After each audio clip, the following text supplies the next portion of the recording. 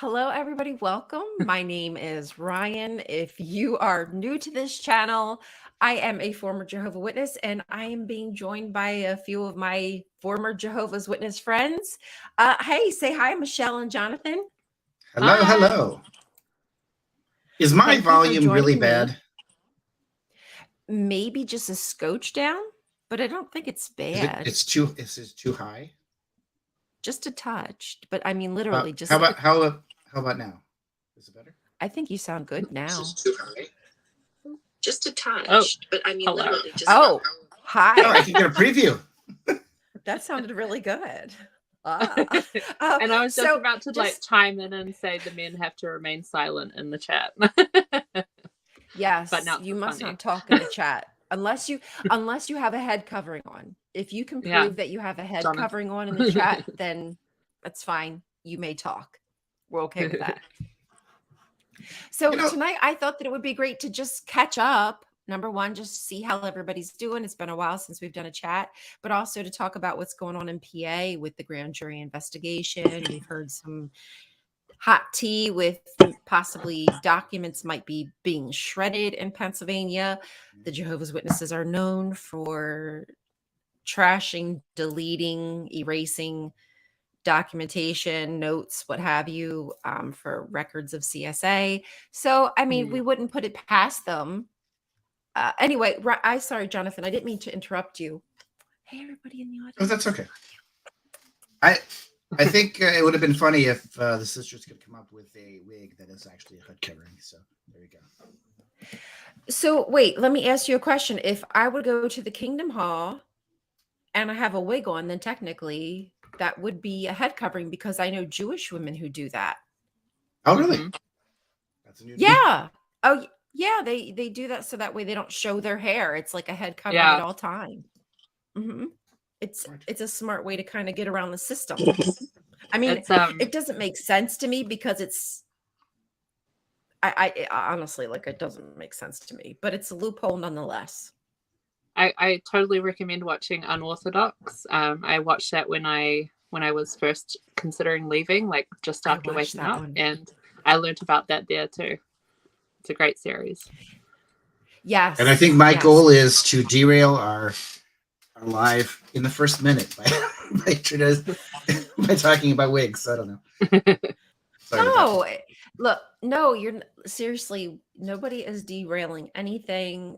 I just like to chill out and hang with you guys to see how you're doing. And we just so happen to have a lot of things going on that we might as well talk about because it's just in the air. And I feel like when things like the dominoes start to fall, like the electricity kind of builds and the buzz is going around and people just want to, even if we don't know if they're shredding documents, like even if we at this point we don't have proof, like talking about it is just like because we know that this is what they're capable of. Like they're supposed to that's be their ultimate plan. God's chosen channel. Yeah. I mean, they've done it before. That's what their whole. I even have that clip. I mean, not that I need to show it, but there's that clip of, is it Sean? I can't remember his name, but the information guide telling everybody how to handle their files and don't keep any notes and things of that nature. They're trying to streamline stuff so they don't get caught with their pants down, basically. And there's even that list of books and publications that they say to burn or not burn, to destroy. So there is a previous record of them directing that people in the congregation destroy the books and publications because it's now apostate. Because as we have seen, Satan is going to come at us now legally. I think that's basically a quote from him. Right. And isn't that what they would label as spiritual warfare? That's how they turn everything on its head and use Satan as a scapegoat instead of just taking accountability and realizing okay, maybe we need to do better. Why do we have records of abuse, but we haven't gone forward and spoken to the authorities about it? What could we do better as an organization to protect children? No. Oh, you know what? Okay, so sorry, Rochelle. Rochelle, did I say that right? Rochelle? Should I do?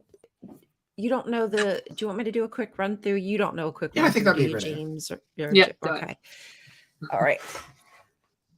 And hopefully I don't even get this wrong, y'all, but for a few years now, I think since 2019-ish, there has been an ongoing investigation into the Jehovah's Witnesses for abuse being written down, being documented, elders being made aware, but it never going forward and going to the authorities. I guess because there were so many cases.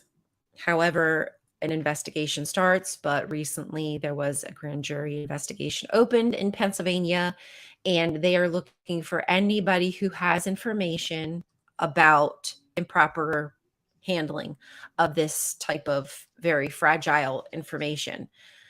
And I did not know and did not realize what went over my head recently until Martin Hawk, who was one of the elders from Pennsylvania, who destroyed evidence, who is now, he's realized how he was misled and is now doing his best to give any information that he can to investigators because he realized he's also been duped.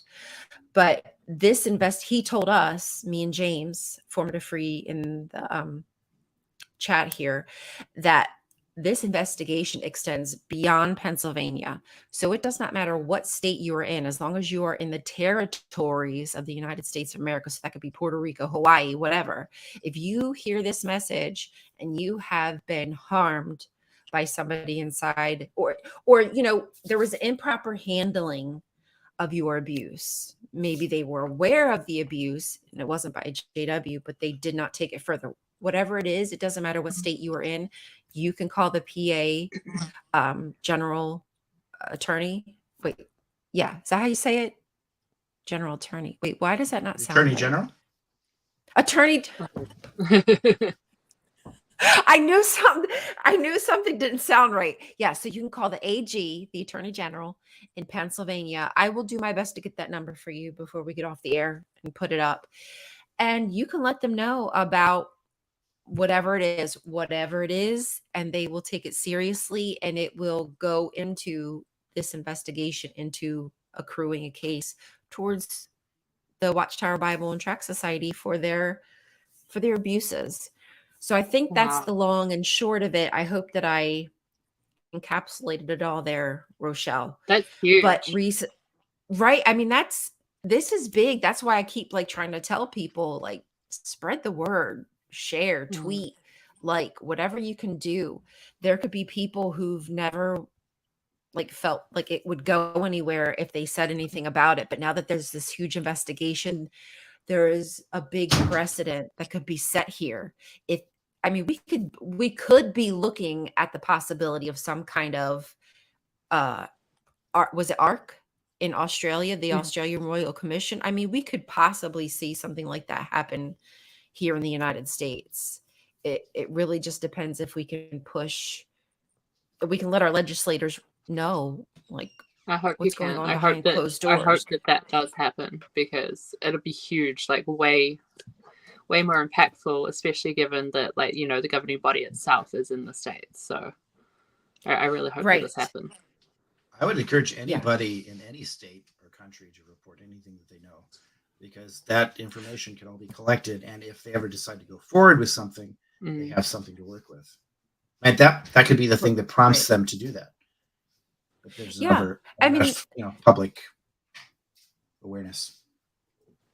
Because people don't, how do you expect? I mean, I don't even understand everything that happens inside of other high control religions or in closed groups. No. How could I know? I can, if I was a lawmaker, I could only know if people talked to me about it and told me what was happening. And unless you know those code words, unless you understand the group, somebody needs to be able. That's why I'm so thankful that there's so many Jehovah's Witnesses like Jan and Jason Wynn and Mark O'Donnell, and there's so many more people who keep that communication open, so the people who know understand what all this coded language means, because nobody else really understands what apostate like the way that apostate strikes fear into somebody, or disfellowshipping. Like, what does that really mean? Like, is it that serious? Is it that big of a deal? Whatever. So yeah, I'm so thankful for all those people who do all that even work. what's just happened, like with Rebecca Vardy and her thing that happened in the UK on Channel 4. I didn't even know who she was before, and I know a lot of people look at her as kind of controversial with things that she's done in the past, but to have that there and out there as she's quite popular and well known over there, like, that's amazing. And the way that I think they had a statement from the J-Dubs that was just like, oh, we don't shun anyone, it's the personal choice. Like, to have things like that thrown at you, if you're just a regular member of the public, you'd be like, oh, well, these people are just crazy as well. And like that's not helpful either. So I think definitely the more of us that speak out, the better on any aspect of our J-Dub life, our former J-Dub life. We just look disgruntled. Yeah. Sorry. And we had talked behind the scenes a little bit about doing a more in-depth story, a video about who we as apostates are, what that really means, that it's not the boogeyman that the governing body paints them out to be, but they're just regular people. Like, I really thought that it was like an organized group, just in the same way, like that there would be a governing body of apostates that put out literature the same way that witnesses do, when it's just not like that at all. Like, we all just are literally trying to talk about it. What we've been through. It's just our experiences. Well, I don't have any Rolexes or gold rings, so I don't think I qualify to be one. Right? Yeah, this is not a real gem. It's probably plastic or glass. I don't have myself a however many $100 Masonic ring and Rolex watches, Rolex, like the governing body. Yeah. Sorry, I can't be that fancy. But that was a good reminder. Just quickly, y'all, we would love to work on a project. If you're watching this, I have 3 questions. I'll try to get them up here, or at least somewhere after this, maybe into the description or something. But I have 3 questions that I think would be really interesting if I could get people to respond to in video format. And then I would take all those videos and kind of piece them together and make our own kind of apostate coalition video about, what it means to be an apostate, and like going from being in a high control religion and then moving through, like coming out, and then that other side of it, like the positive side of, healing, really. I mean, and it could be a forever journey. Like, it doesn't mean that you're healed now, but what it's like through the recovery process. So if there is anybody who is interested in participating, the only thing that I would require is that you can get it to me in high definition. That's really all I care about. Or if you don't want your face, you don't have to show your face. You can just answer the questions with your words, and I could put something on the screen. That works also. We just want you to share your someone story. Could narrate it for you. Or even that. Whatever you prefer, you can just send me email. It's on my channel at the top. I think you can email me, and we could maybe piece something together and just try to humanize us, because I don't think people understand like how much fear the word apostate puts into a certain population of this, of this planet. There's a lot of people on this planet who hear that word and like immediately just like, oh God, like that's Satan. So yeah, I would like to show people that we're just normal. We're just humans. We're just working through some stuff. And we want to warn people that there's like dangers around the corner. That's all. Yeah, we don't have like rules. There's no rules to this. I mean, there's nothing but what you want there to be. Really, this is your life to live now, without those kind of boundaries. We get those comments, like all of us on TikTok. I'm sure the people saying, "Why don't you just move on? Like, why are you so angry? Why are you bitter? Blah blah blah." And it's like, I'm human. I'm allowed to have these emotions, like especially now as not a J-Dub robot. I'm allowed to be angry that I was kept not able to be myself for so many years, and talk about my experience. It doesn't mean I'm bitter either. I'm just literally saying this is what happened and this is what I've noticed. But we're also allowed to experience the full spectrum of emotions. Like, it's one thing that irks me. It's so weird because there's so many people angry. Yeah. But there's so many people who will like be the first to go onto Yelp and leave a review about customer service that they don't think was like they think was subpar. But yeah, we're talking about our actual life experiences because of the rhetoric we were fed, like spoon fed, brainwashed into believing. And we're not allowed to like discuss and divulge that information. Like, please, like, get out of here. Like, I can't even hear it because I just think it's so freaking silly. Yeah. You're goofy. Yeah. And I'm here as well. The reason that I speak up is because I felt so alone, especially here in New Zealand. I knew like 2 people that had left the religion, like when I first woke up, and I was like, oh my God, I'm just going to be all by myself. And this is scary. But it's not. Like when you come online and you find different people and you connect with different people who understand where you've been and what you're going through, I want to be that for other people as well. Like, we're not alone. This is not an individual bad experience. This is a whole pattern of abuse in the organization that we've all been through and we've survived and we're coming out the other side of.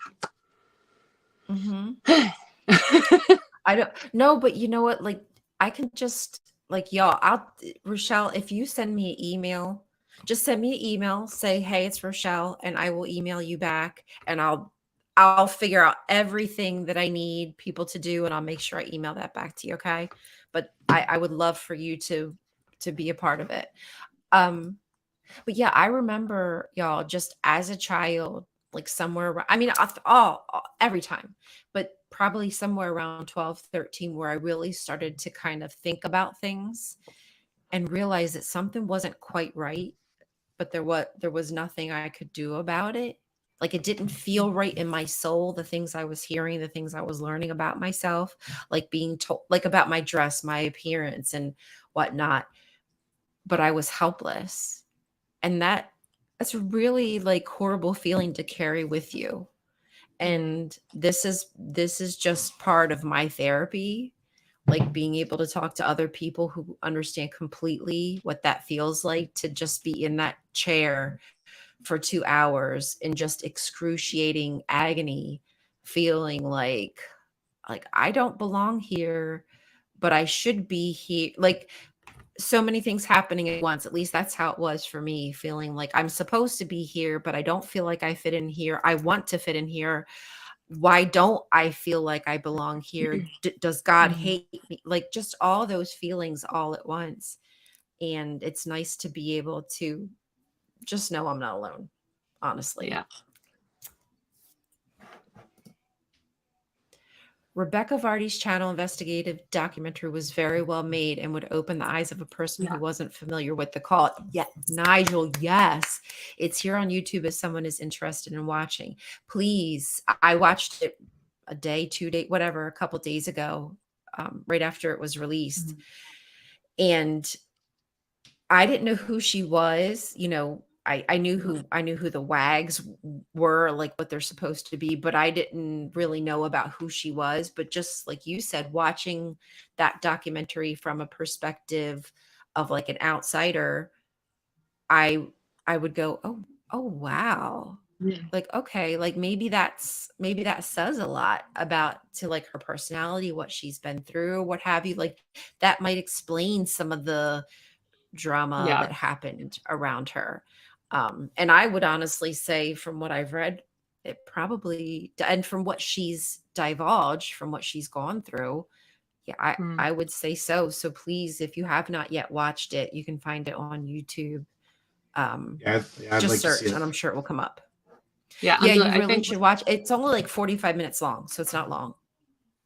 I really liked how Jason when she got to go meet him, he was like, you know, it's all female led, and it's really great that there are women are doing this, because it would really irritate the governing body as well. Like, I love that he pointed that out. Yes, Jason is freaking amazing. I follow him on Twitter and I read his web page all the time. He's very insightful. But I just loved his excitement. Like that, I don't know what it was, but just my little heart was like he was like like I smile sometimes, like just when I'm talking, like, and it's horrible subjects, but I smile because I'm like, oh, I know I'm gonna, like, we're gonna get them. Yeah, like we're gonna do this together. Like, look how powerful women can be. And Lady Wasser, I'm really so sorry. Yeah, it's there's too many children being like subjugated to this stuff, but they have nobody to turn to. Like, you should be able to turn to your clergy members, right? Like, there should be people that are safe to go to, who you can talk to. And, you know, people turn to the clergy in the Kingdom Hall, the ministerial servants and elders. And what do they get? Yeah. They get judged. And it's all like thought stopping, like, just don't worry about it. Pray to Jehovah. He'll fix it. Like, it's dismissive. Yeah. It's not. Or you have to forgive. Yeah. Leave it in Jehovah's hands. Or that. Yeah. And it like you said, it's all that thought stopping, so that way you're not able to really process what happened, and you focus on self versus on anything. You're busy focused on your relationship with Jehovah, because everything is seen as like this, you know, vertical relationship. Nothing goes this way. Like, it doesn't matter if I effed you over. Like, I don't, like, who cares about you if I like did something wrong to you? Like, you need to forgive 7 times 7 or 70 times 7, whatever that biblical verse is. Turn the other cheek. I just need to make sure that, like, I'm sorry to God. And if I do that, then all is well. And if you're left holding the bag, too bad, so sad. Get over it. Yeah. Basically, they just want you to. Oh, not you. Just be quiet and not pursue it any further. Yeah, because it makes it easier for them if you're just quiet. It's like the child, you know, like, you're just pacifying the child by just giving them, like, I don't know, chocolate to soothe them. Like, okay, like once or twice to give the child chocolate is fine. But like, when that's all you ever do, if that's the only thing you have in your wheelhouse, like, you're going to cause your child harm. And they just continuously push things aside and cause so much harm, never addressing the problem. They're just putting band-aids on it, giving you chocolate, telling you to pray. Like, pray about it, pray about it. That don't do a damn thing. Oh, Drew, you were told you deserve to hit rock bottom. See, deserve to hit rock bottom and come crawling back to Jehovah. If I was lucky, he'd take me back. Yeah.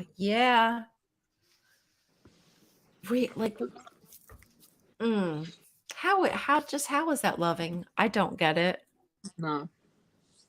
I'll never understand how that's meant to be a loving provision.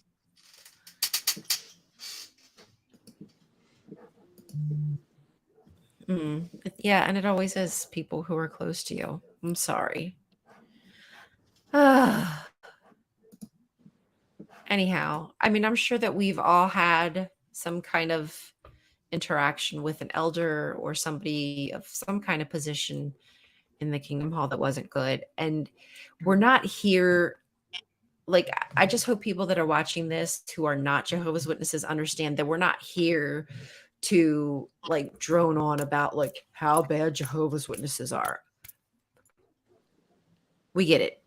Each individual is just a person. We're just trying to speak about, like, the system that this person has been trained to operate under. Like, you know, everybody else has upgraded systems. Yeah. I'm on like Windows 95, y'all. I was on like Windows 93. Okay. So I was working really slow. Yeah. Right. Like, I could only do like one thing at a time. I could only like go to internet pages that didn't have like large gifts, big pictures. Sorry, I'm being silly. But what I'm trying to say is that anyway, like it's just not an even playing field.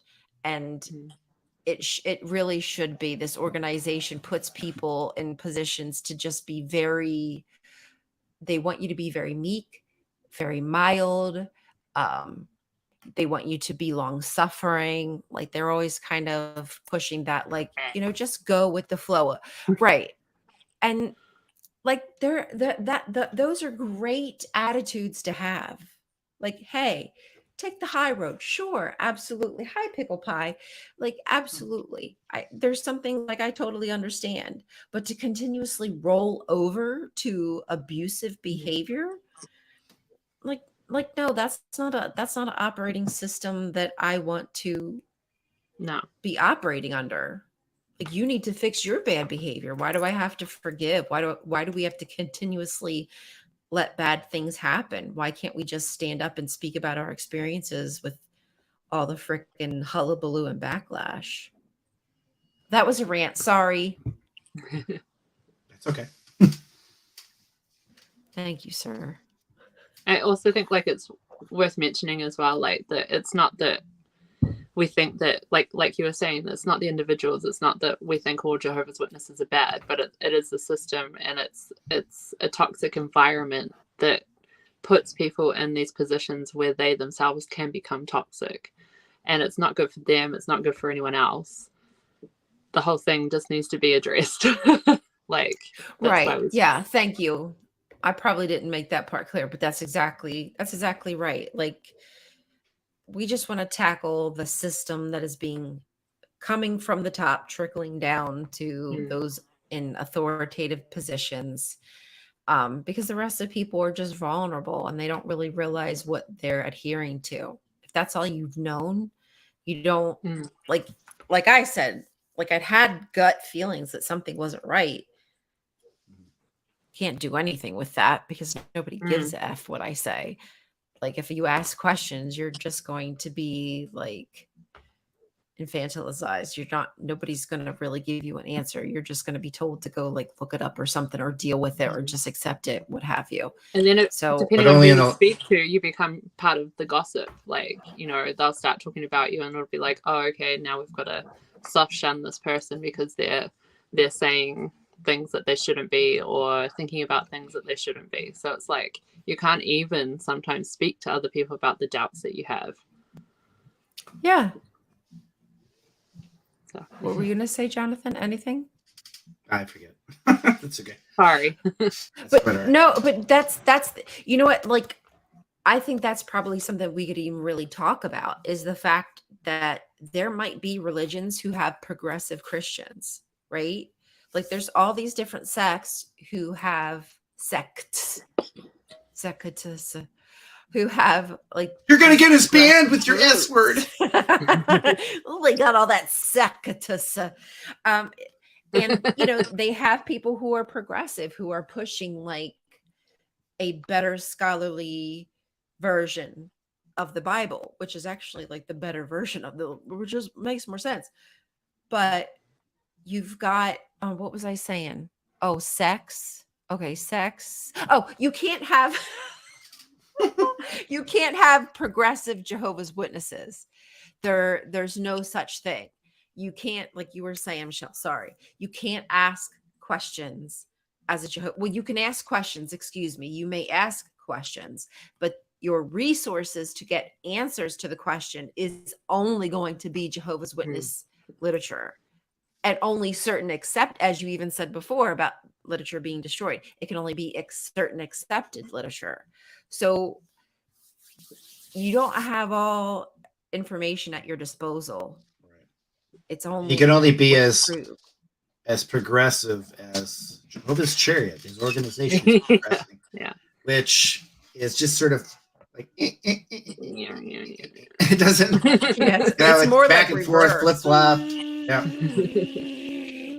Yeah, exactly. Yeah. So, I mean, what do you freaking expect?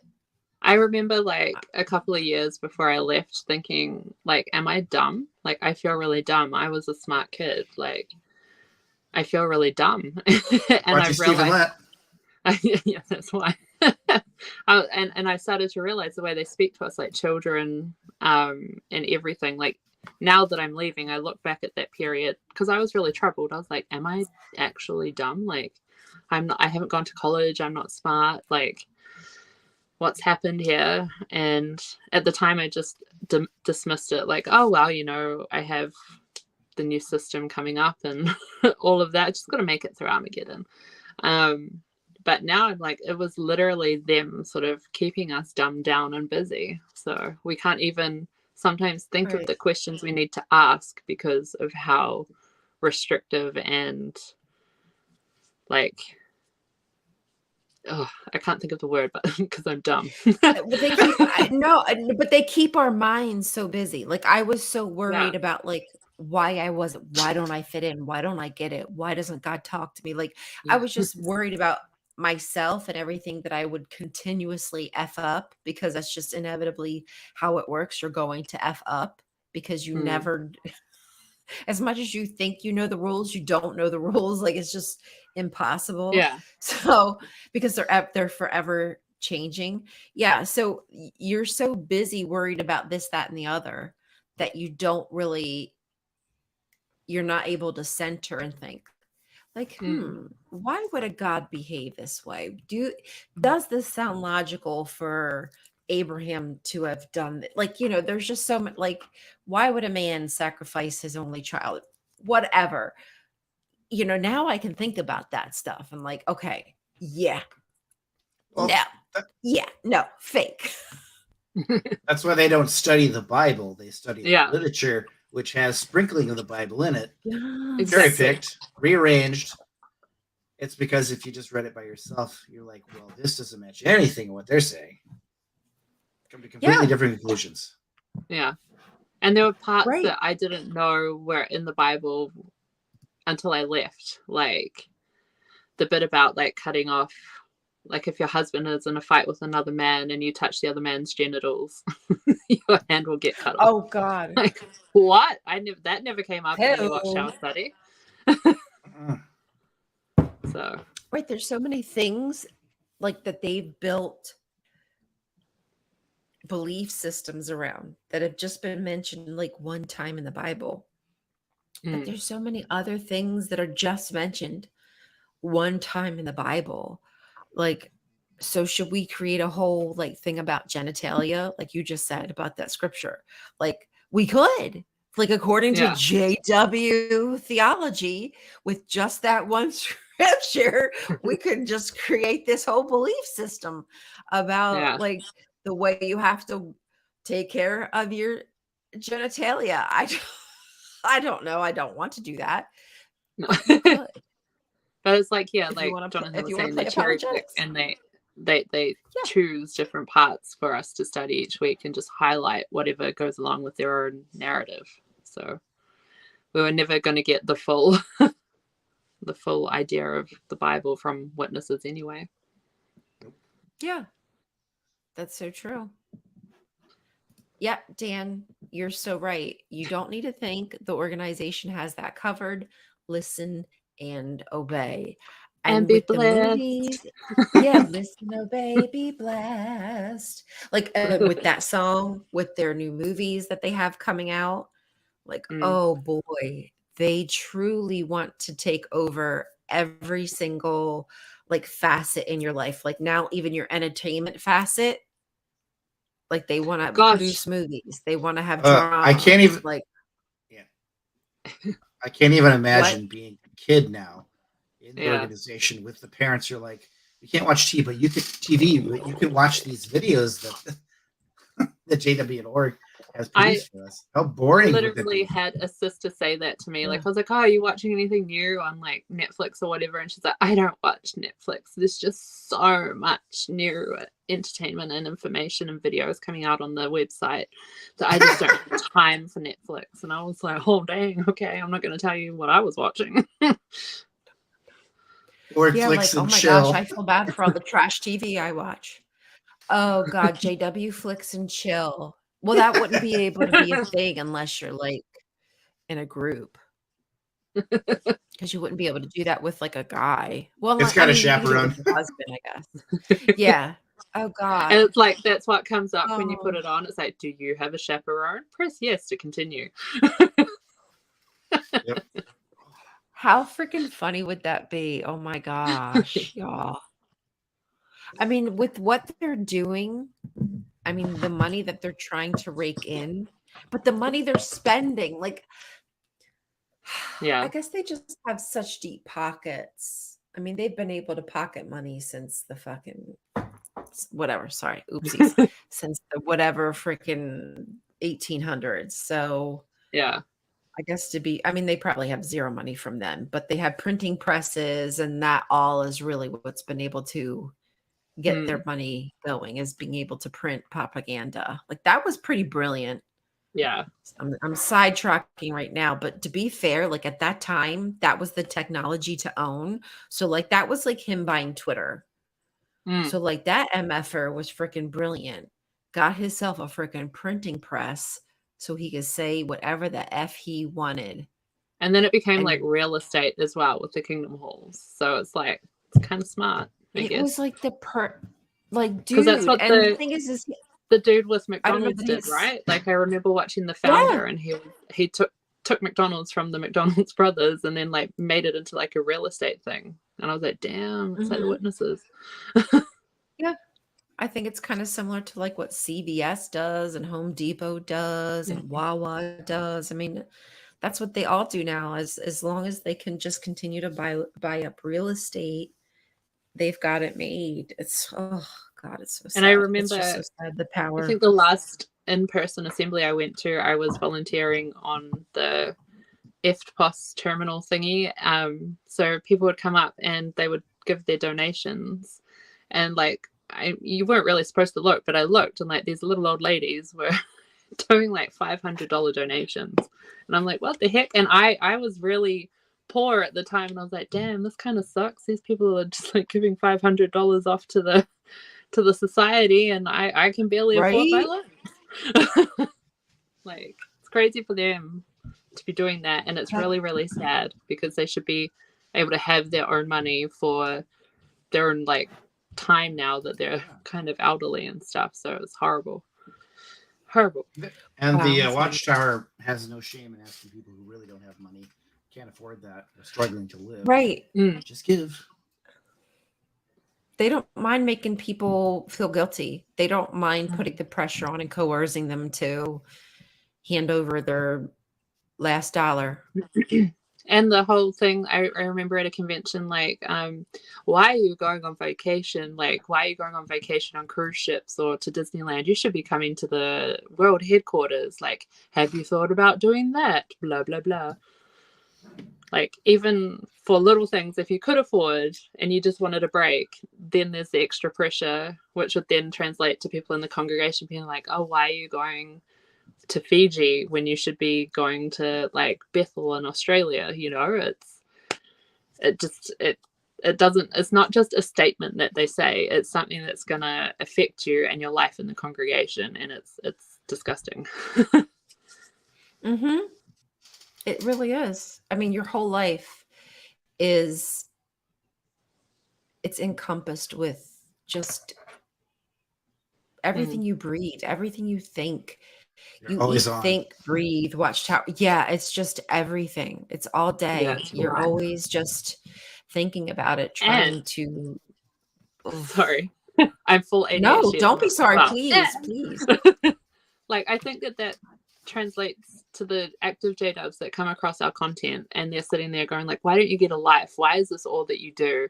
Why don't you do this? Why don't you do that? And I'm like, bro, like, I put out a TikTok like once a week, maybe twice a month. It's not my whole life, but I'm not going to be putting my dog grooming or my personal life on my ex-JW witch TikTok. Like, that makes no sense to me. Like, right.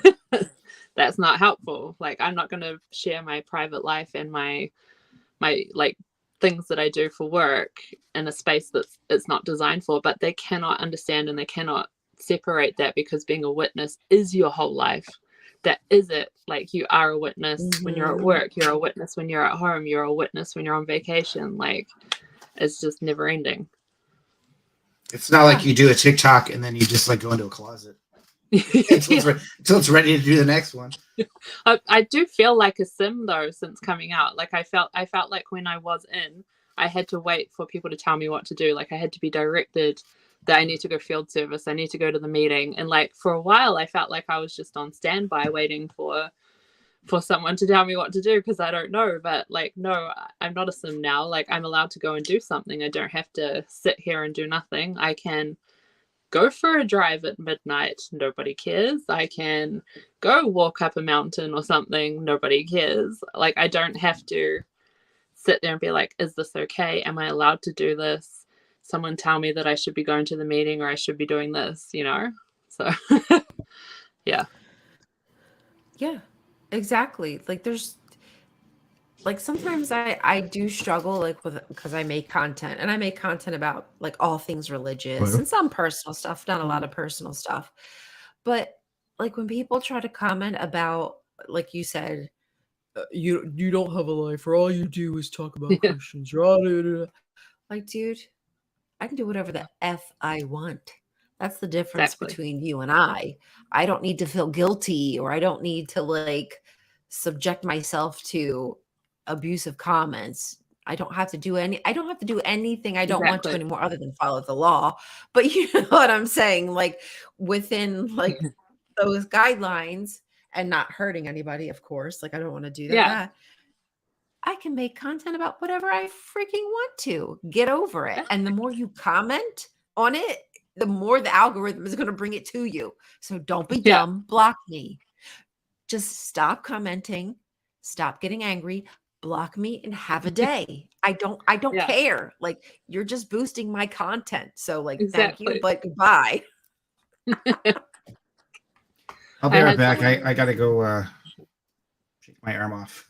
Oh yeah, go ahead. Do what you got to do. No problem. I like how you know, bye. It's like gots to go. Yeah. Hey, ish happens. Yeah, that's exactly what I'm saying. Send me your haters. I'll eat them up. Nom nom nom nom nom nom nom nom nom nom nom nom nom nom nom nom. I mean, yeah, they're probably think not very tasty though. Yeah.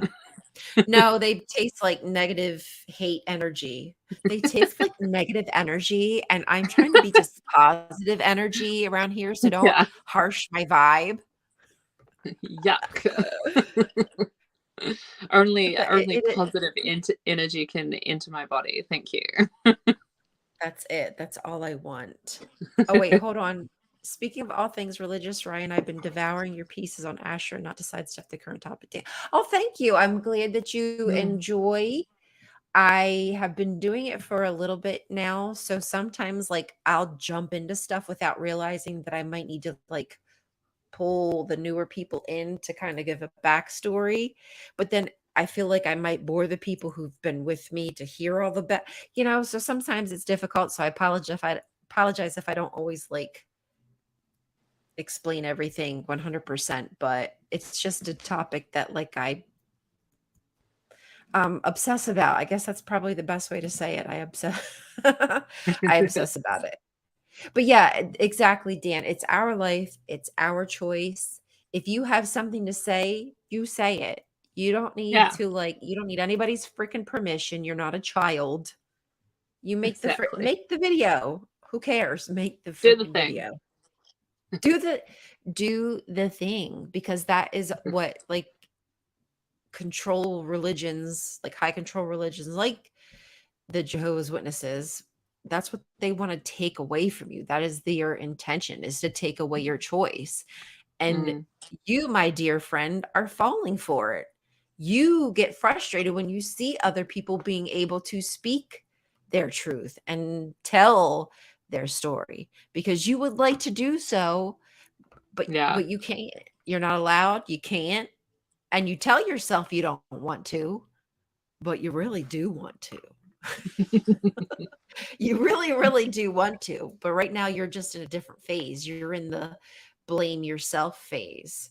Yeah. But if there's one day that you move out of the blame yourself and you realize where the blame actually goes, like, and I'm not saying I can't take responsibility for my actions, but what I'm saying is like when you're able to really see things for what they are. Welcome back, Jonathan. Yeah, man, step into your truth. It's a good life when you can be your real authentic self. Yeah, it's just a totalitariety too. Mm-hmm. Don't drink and read, y'all. There's probably JWs watching going, see what Satan does to this wicked apostate. She can't even read totalitarian. But see, even regime. That, how we know that they would talk about us, they're going to talk about us anyway, so might as well do what we want to do, right? Yeah. They're going to do it. Right. They really, there's nothing that we can ever do to make anybody happy, like anybody ever. So as long as you're not hurting people, just make yourself happy. Yeah. Oh, sorry. So LOH, we didn't really say too much other than if anybody in the territories of, hey, it bears repeating, if anybody in the territories of the United States, doesn't matter where, or anywhere, you have, so if you have, they just can't do international, unfortunately. But Pennsylvania has the authority and they have the money to investigate other instances of abuse outside of Pennsylvania. So, I'll have to look up the number. So please, pass on that information, share this, or maybe even go to Jason Wynn's Twitter. He probably has something you share, whatever. I don't care what you share. Just share that people who have situations of abuse that was handled wrong inside of the Jehovah's Witness organization, you can hopefully get some justice. That's ultimately what I would love to see happen. I think victims deserve their day in court. If that's what they so desire, they deserve their justice. So please. It's so wrong. Just stop that gossiping. I'm going to look up that number really quick. I think I had it in my notes. Yeah. That way I can post it on here. I just don't know what I need to search for. Jury? I really wanted to do the Moira Rose thing where she says, gossip is the devil's telephone. It's best to just hang up. But I can't do the accent. I love Moira. Moira is such a mood. She's such a vibe. I love her. The bebe. A bebe crow. I'm a bebe crow. I'm a bebe crows. Murder of crows. I love how she talks. Sorry. I don't know this. It's from Schitt's Creek. Schitt's Creek. It's such a great comedy. I love it. But the first season, the first few episodes, you'll be like, what is this? This is not that great, and might be compelled to turn it off, but you just have to get through it. And then you rewatch again, you're like, wow, the first season is actually amazing. I just didn't realize. Agreed. Please, you have to make sure you just give it a chance. It seems like maybe no, but yes, it's a yes. You might think no, but it's a definite yes.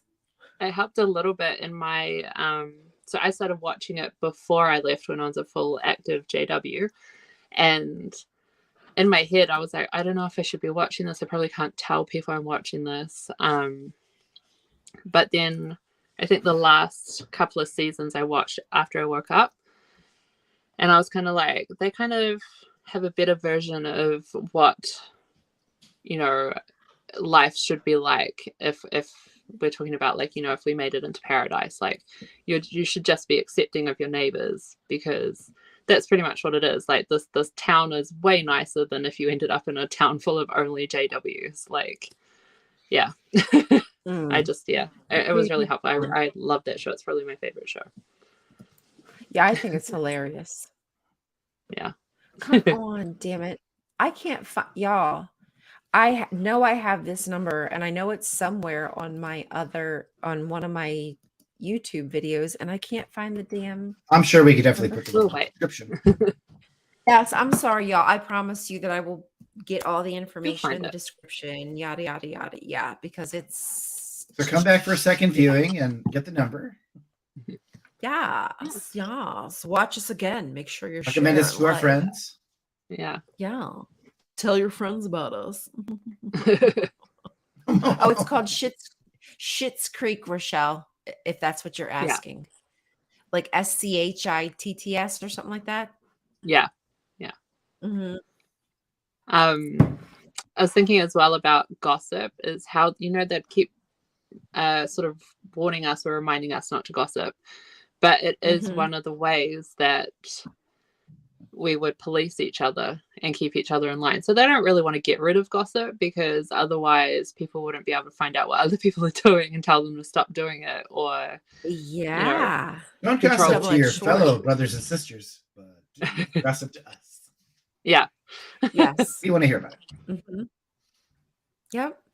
But it's true. So Max says, it's wild to me they're unable to defend their position without linking you to Watchtower articles.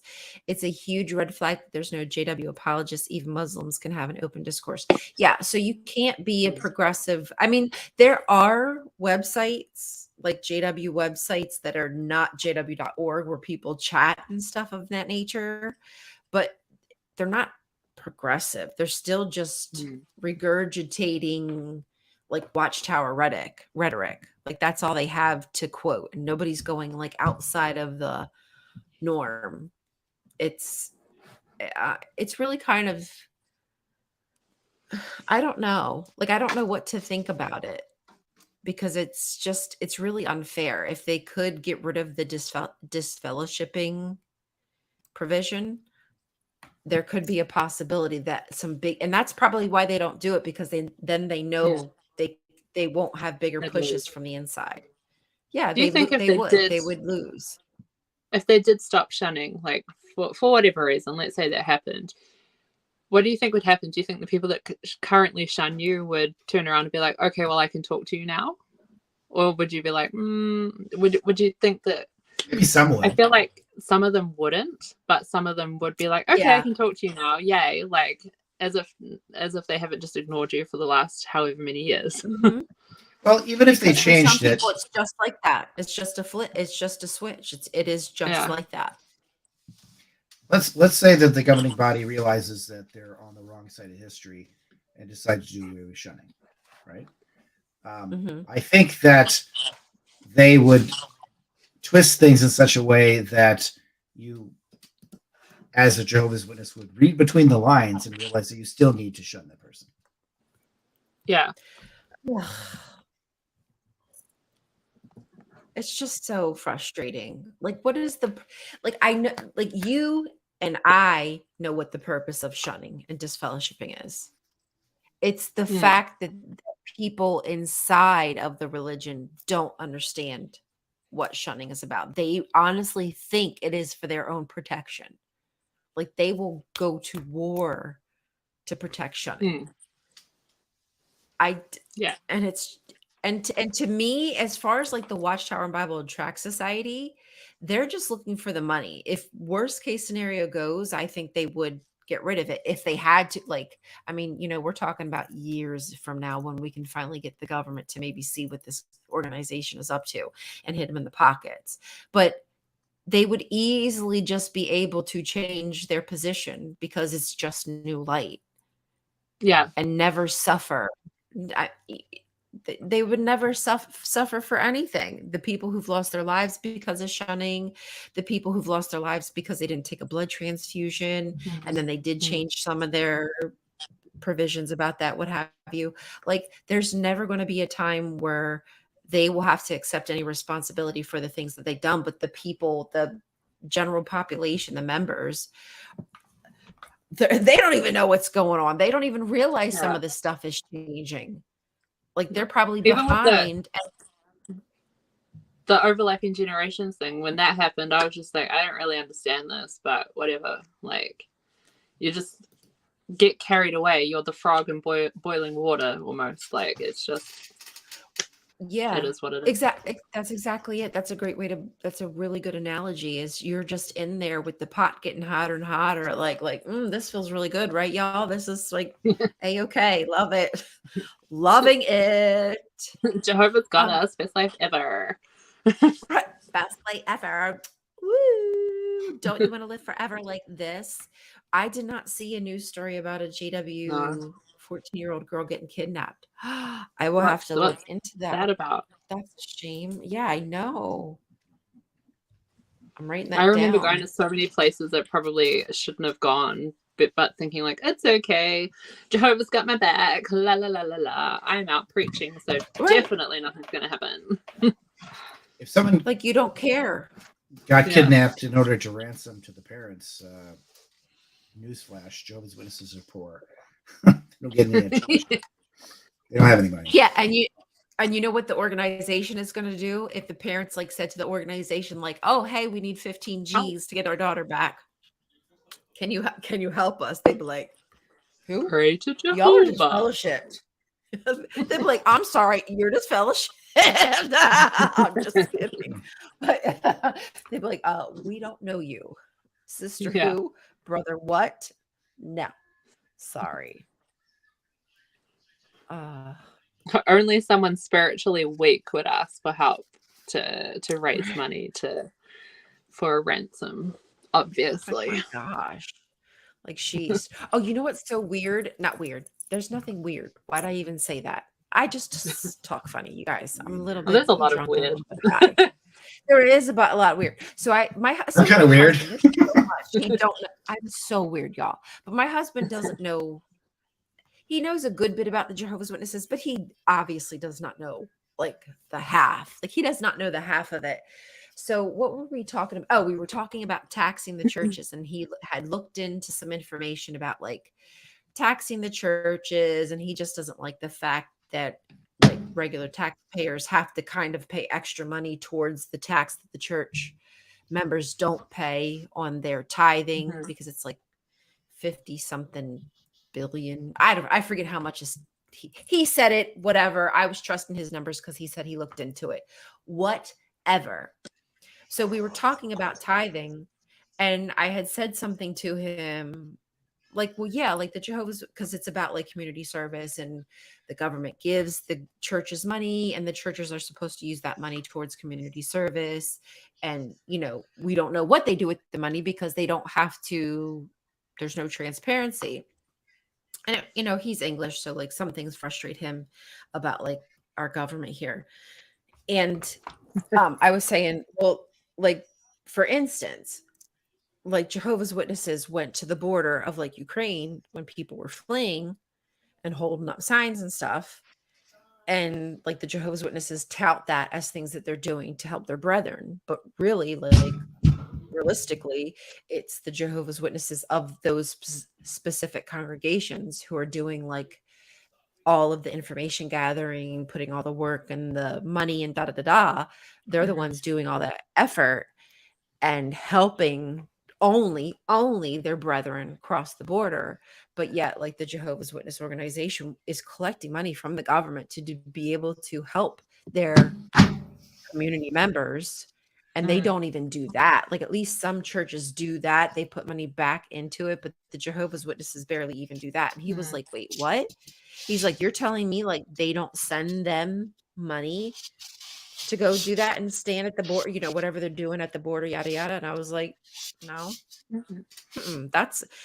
they'll talk about it. They'll talk a big game and they'll show video of people doing it.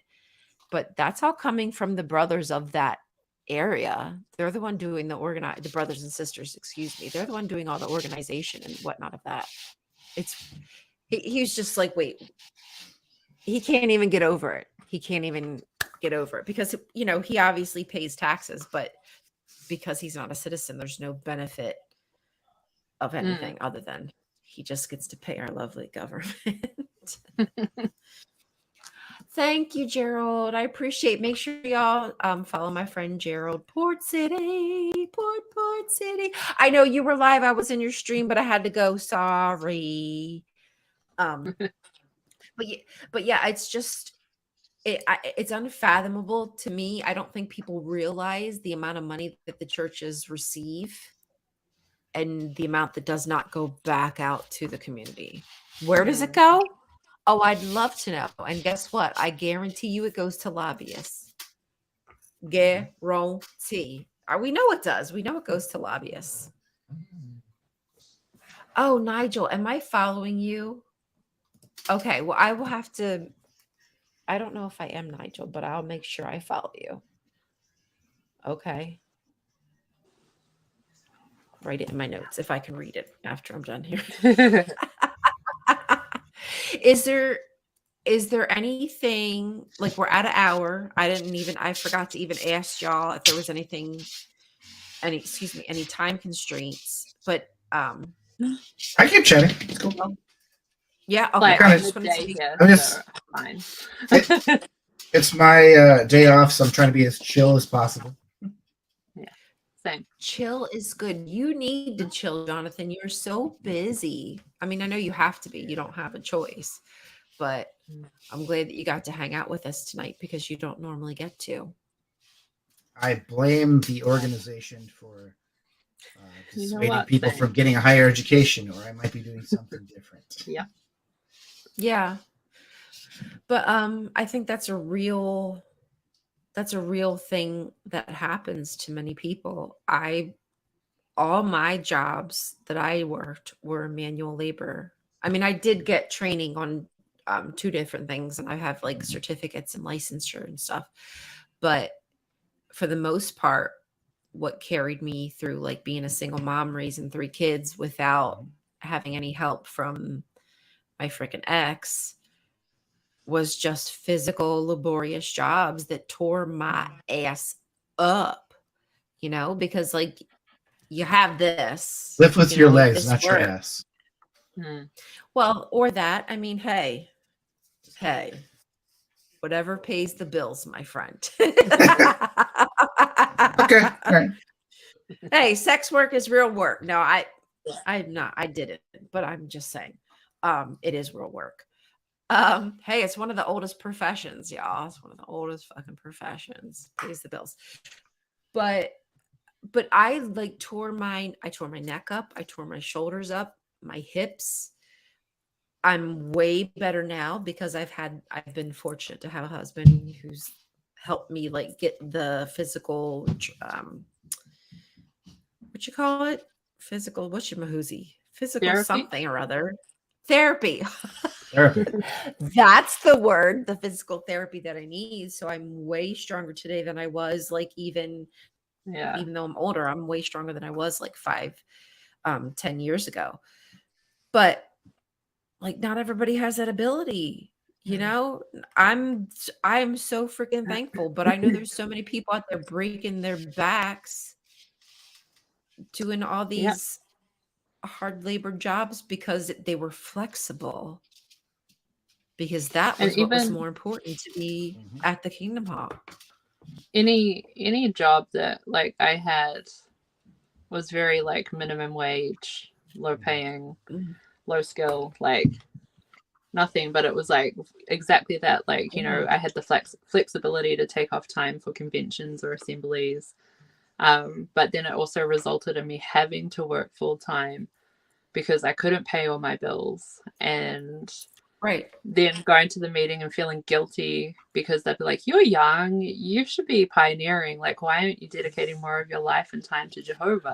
And then I'm like, I'm trying. But I can't afford to literally live. It was insane. It was insane. Now, I do dog grooming, and that does take a toll on my body, but eventually I'll be able to work for myself and I'll be able to, do my own thing and stuff. But that's the goal. But it's this is something that I should have been able to do when I was younger and already have an established career doing something that I love, instead of just working stupid jobs. And then it's just that added guilt of going to the meetings and then trying to figure out ways that I can pioneer while getting further into debt and not being able to pay things off, and then having the thought in the back of your mind, oh, it's okay because Armageddon's going to come before I have to pay off all this debt anyway. That's the worst part. I think the sweet spot that they want to hear from a Jehovah's Witness is we're getting by. It's never we're doing well. It's we're just making ends meet.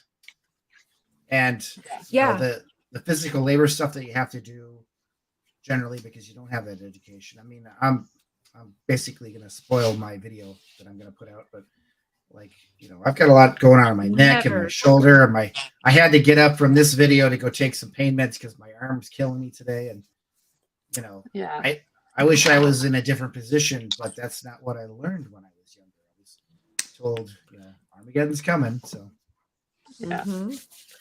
And your biggest concern should be just your ability to preach and to go to the kingdom hall. Like that's your priority, nothing else. Like above all is like making sure you give Jehovah what's his.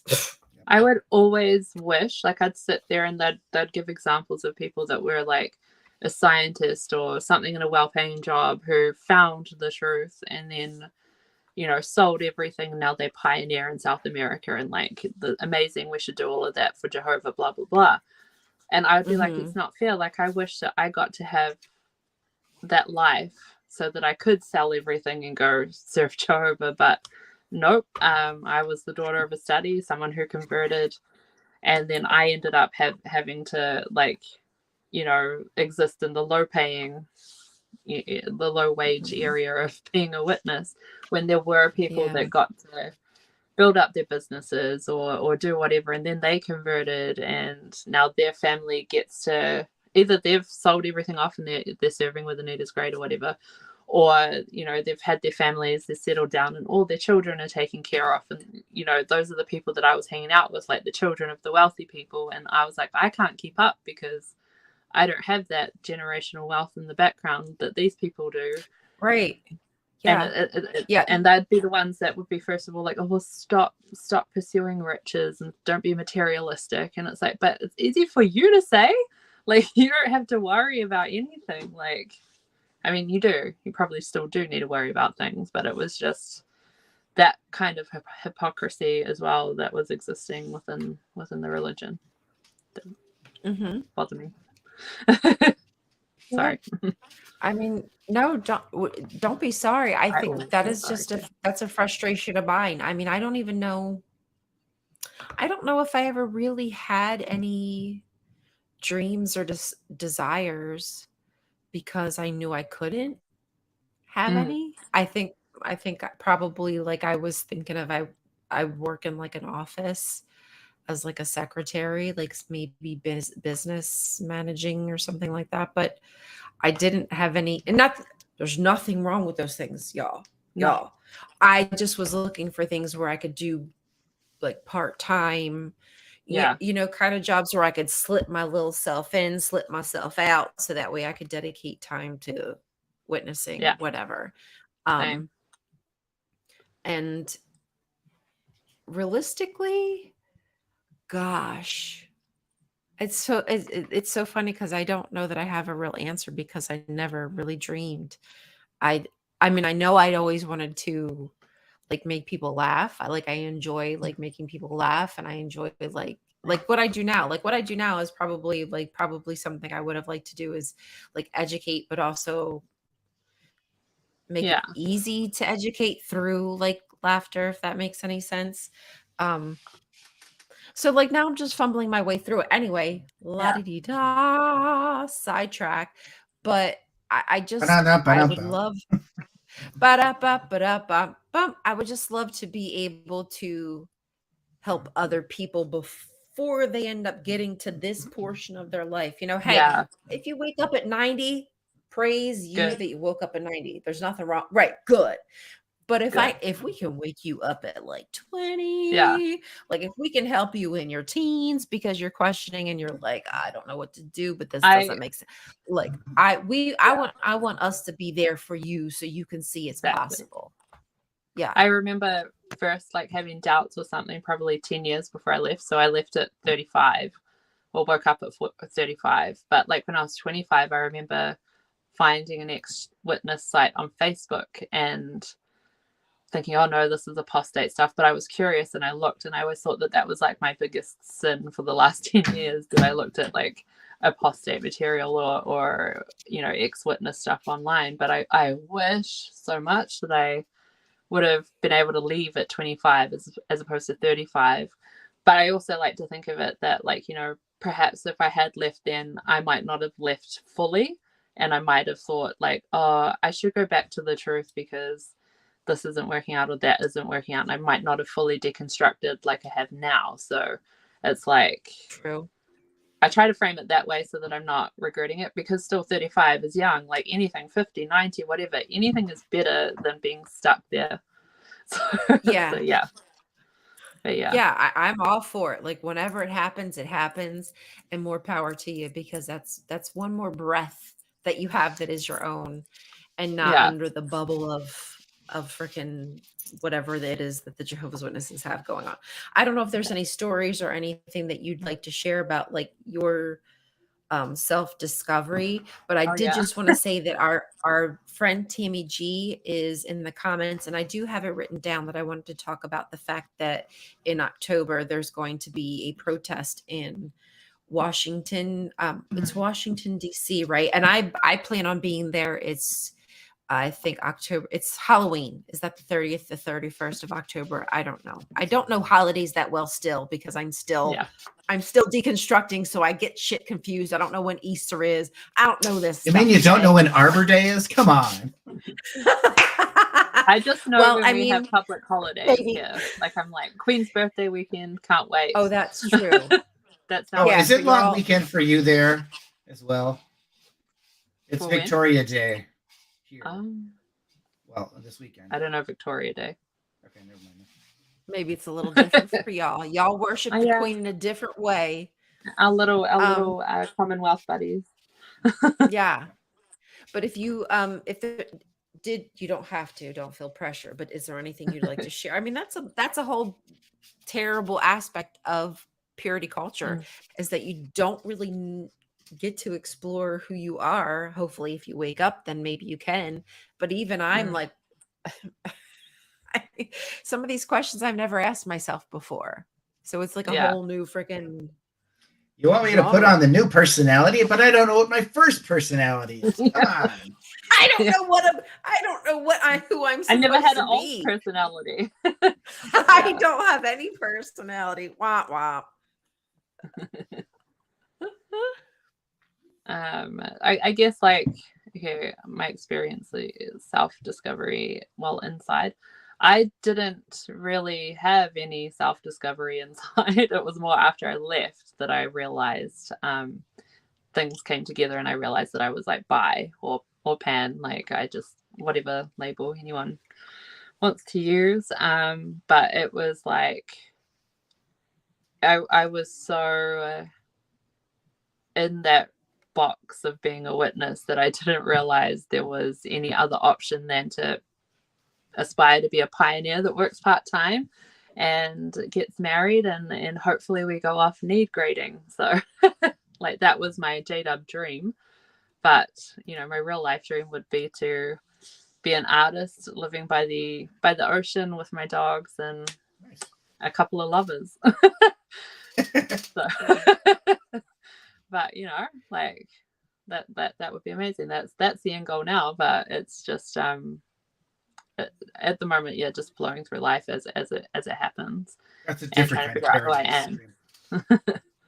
But I guess while I was inside, I was very like I had one of my best friends who is still a witness, who was one of my best friends, was very obviously gay, and I was just like very protective of him. And I personally, as a witness, was never like, "Ooh, gay people, yuck." I was like, "No way!" Like, no, people just are who they are. Like, people are who they are, right. And I don't understand why we're supposed to hate people, because that's what we're told as witnesses, to hate what Jehovah hates.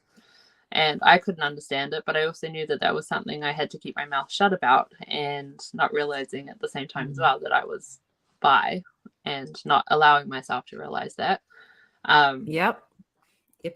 It's just like, yeah, anything that we could speak about, like, you know, animal abuse, like racism, homophobia, all of those things, if you were to talk to a witness about that, you could get in trouble. So it was not something I was allowed to think about, I guess.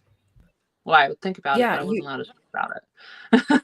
Right. It's almost like these little sparks in your mind, but you have to just like do that whole like thought.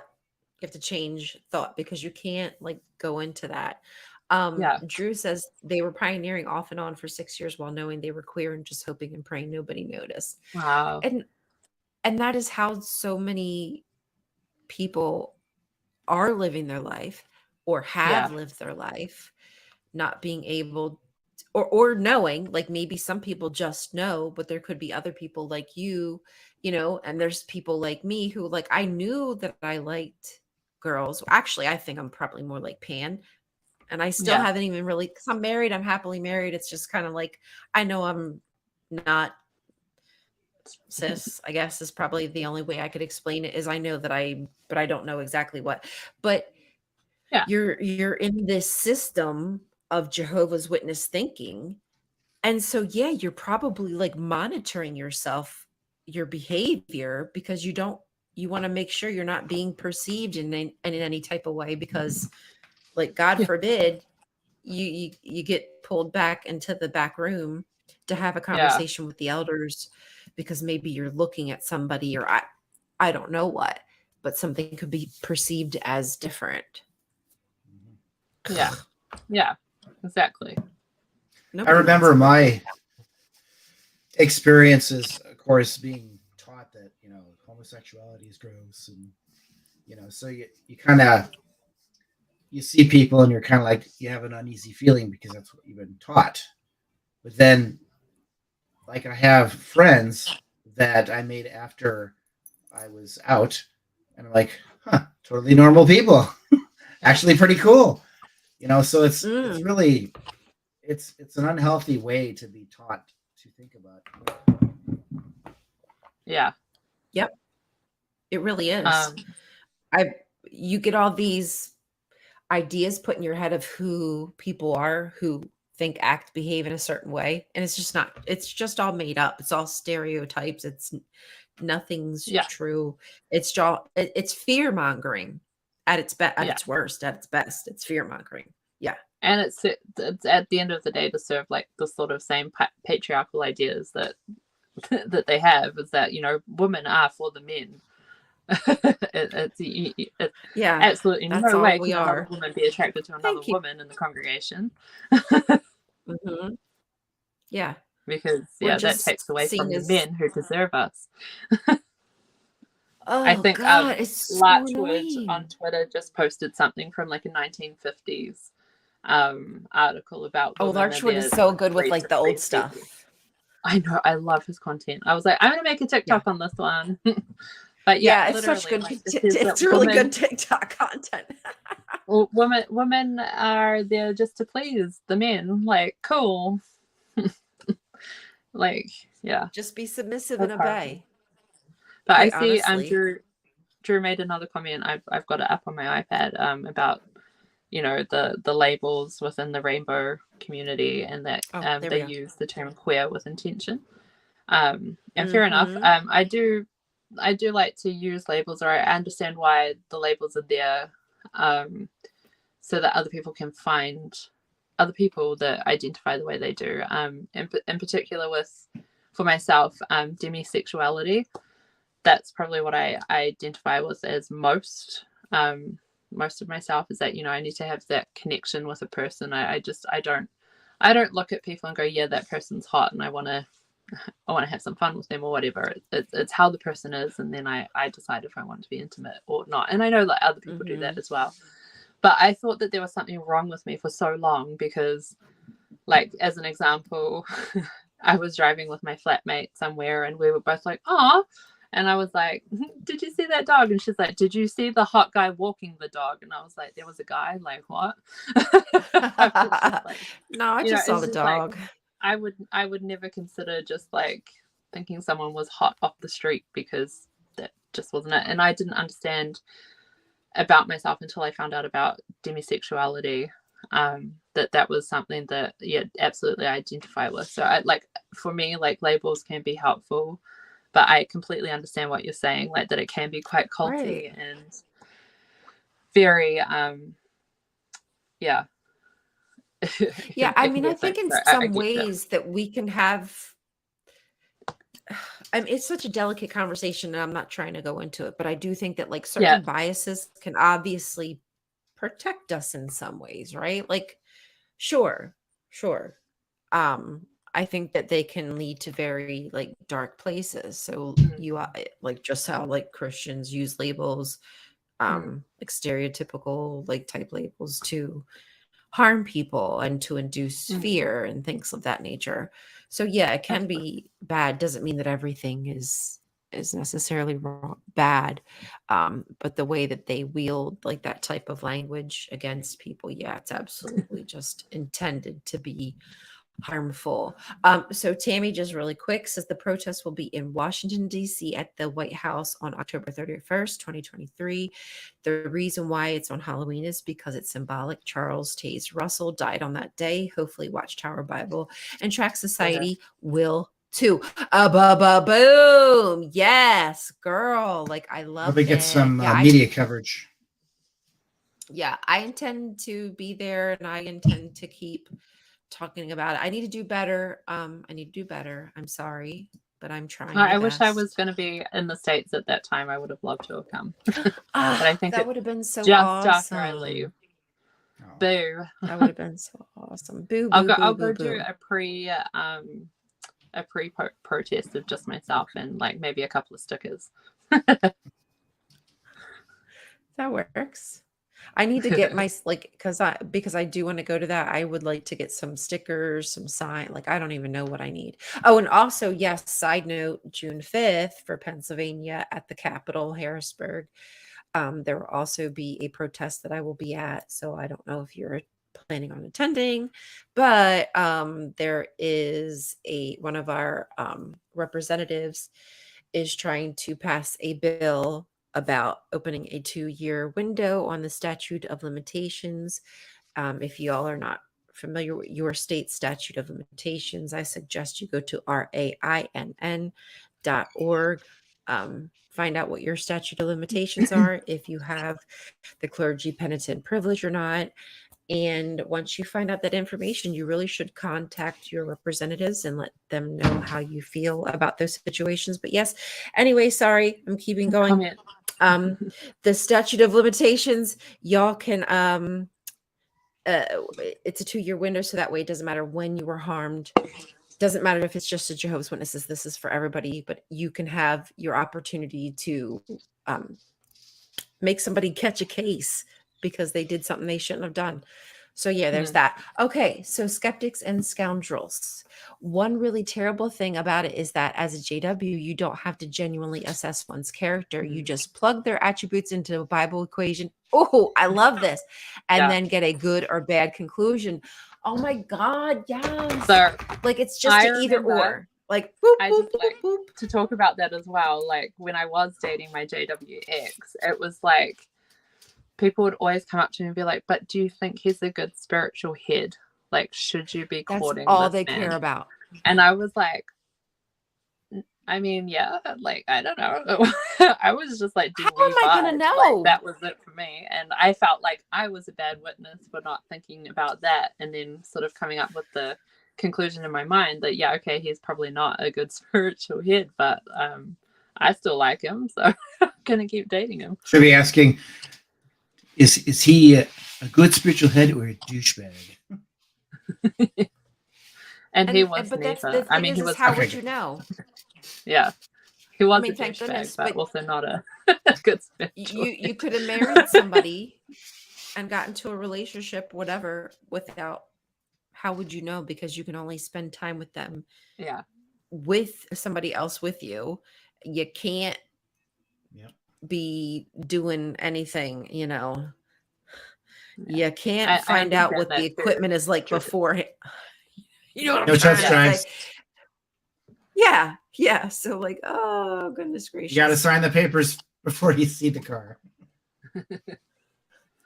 But no, I get that pay through what you're saying there. I like that you've used the term queer, and I completely understand. So yeah, and I don't think that you're preaching your view as gospel either, and like myself either. Yeah. And you know, Right, I just take like now I just kind of try to understand people's opinions.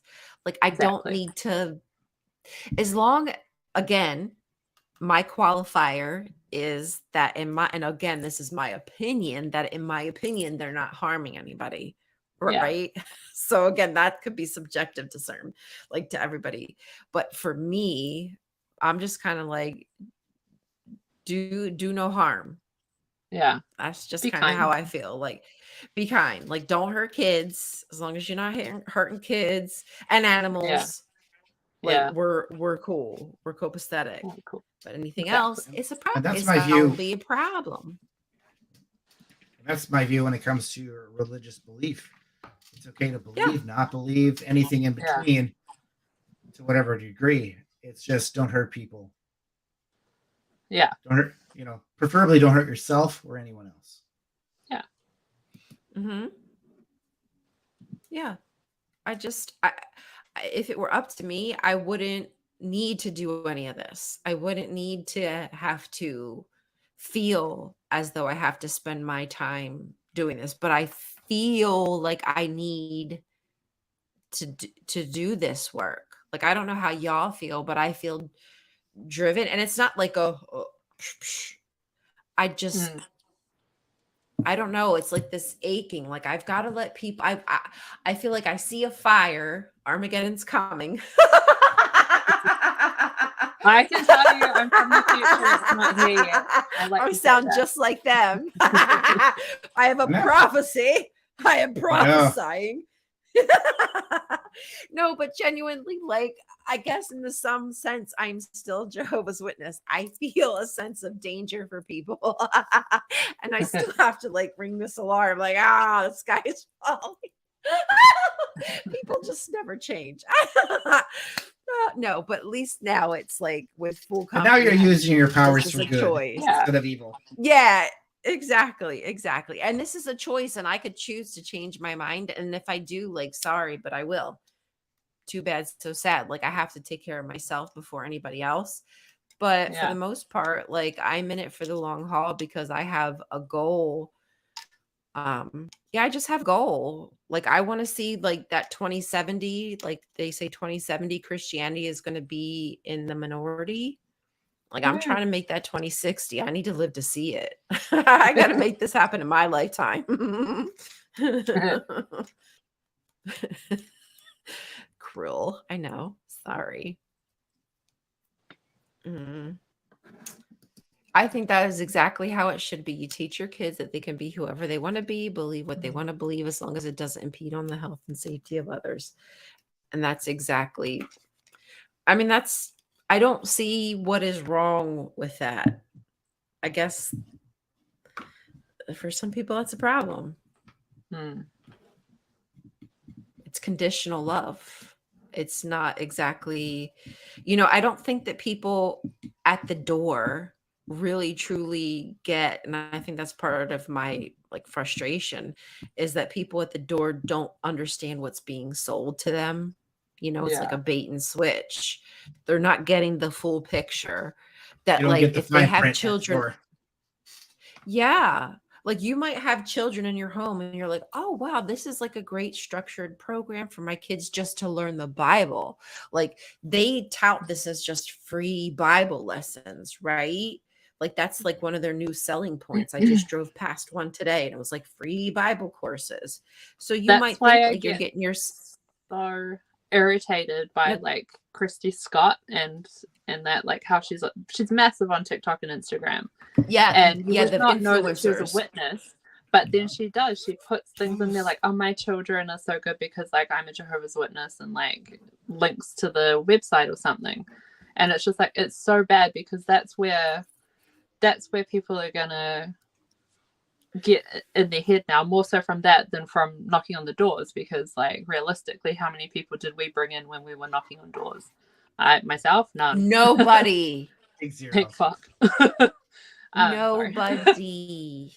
But now there's like this super relatable like J-Dub influencer that everybody thinks is hilarious, and oh my gosh, she's so nice. And like I think in America you guys are kind of having the whole sort of conservative traditional wife values thing pop up again, and she kind of embodies this, like that people are like, oh, she's just a loving Christian mother and blah blah blah, and oh, let's have a look at jw.org.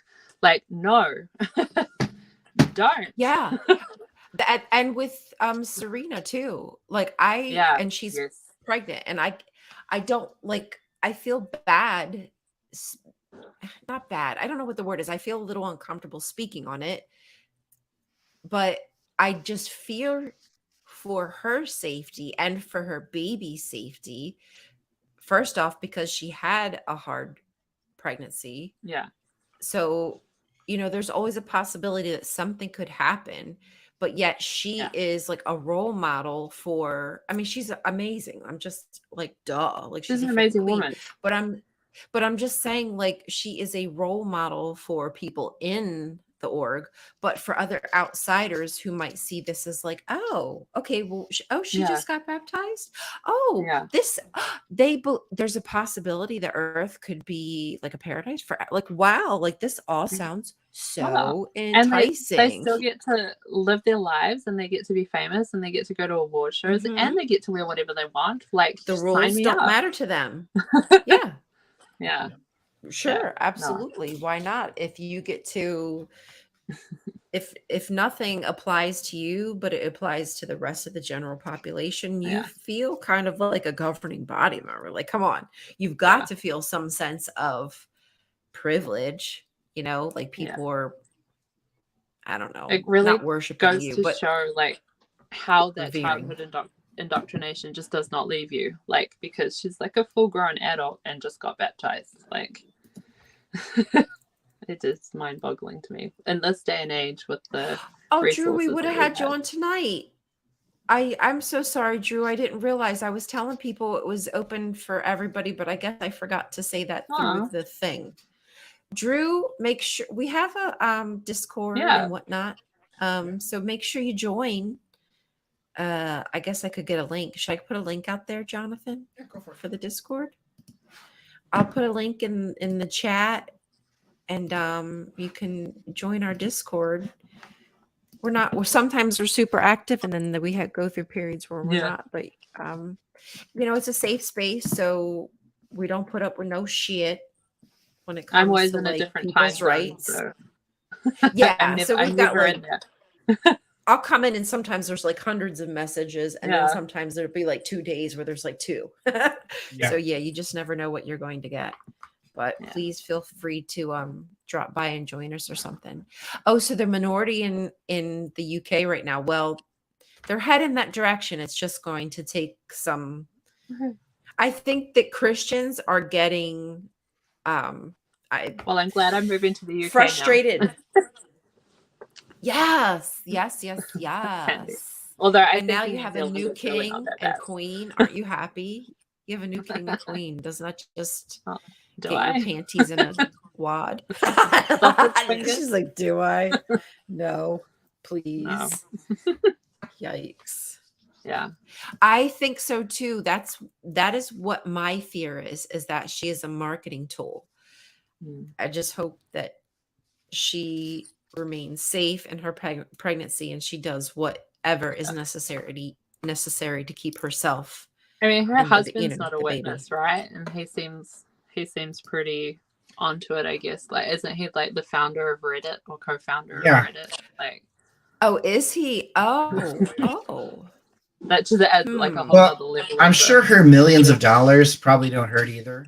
Yeah. So, yeah. I wonder how much they would let her get away with if she said, I will never give more than the normal average Jehovah's Witness. I bet she gives thousands of dollars. I didn't know that. Why wouldn't you if you have millions, right? Can you imagine though if they got rid of the ex-Jehovah subreddit though, like in somehow connection to this? Like, no, thank you, please don't do that. That was really hard. That would be messed up. I really would like to talk about this more with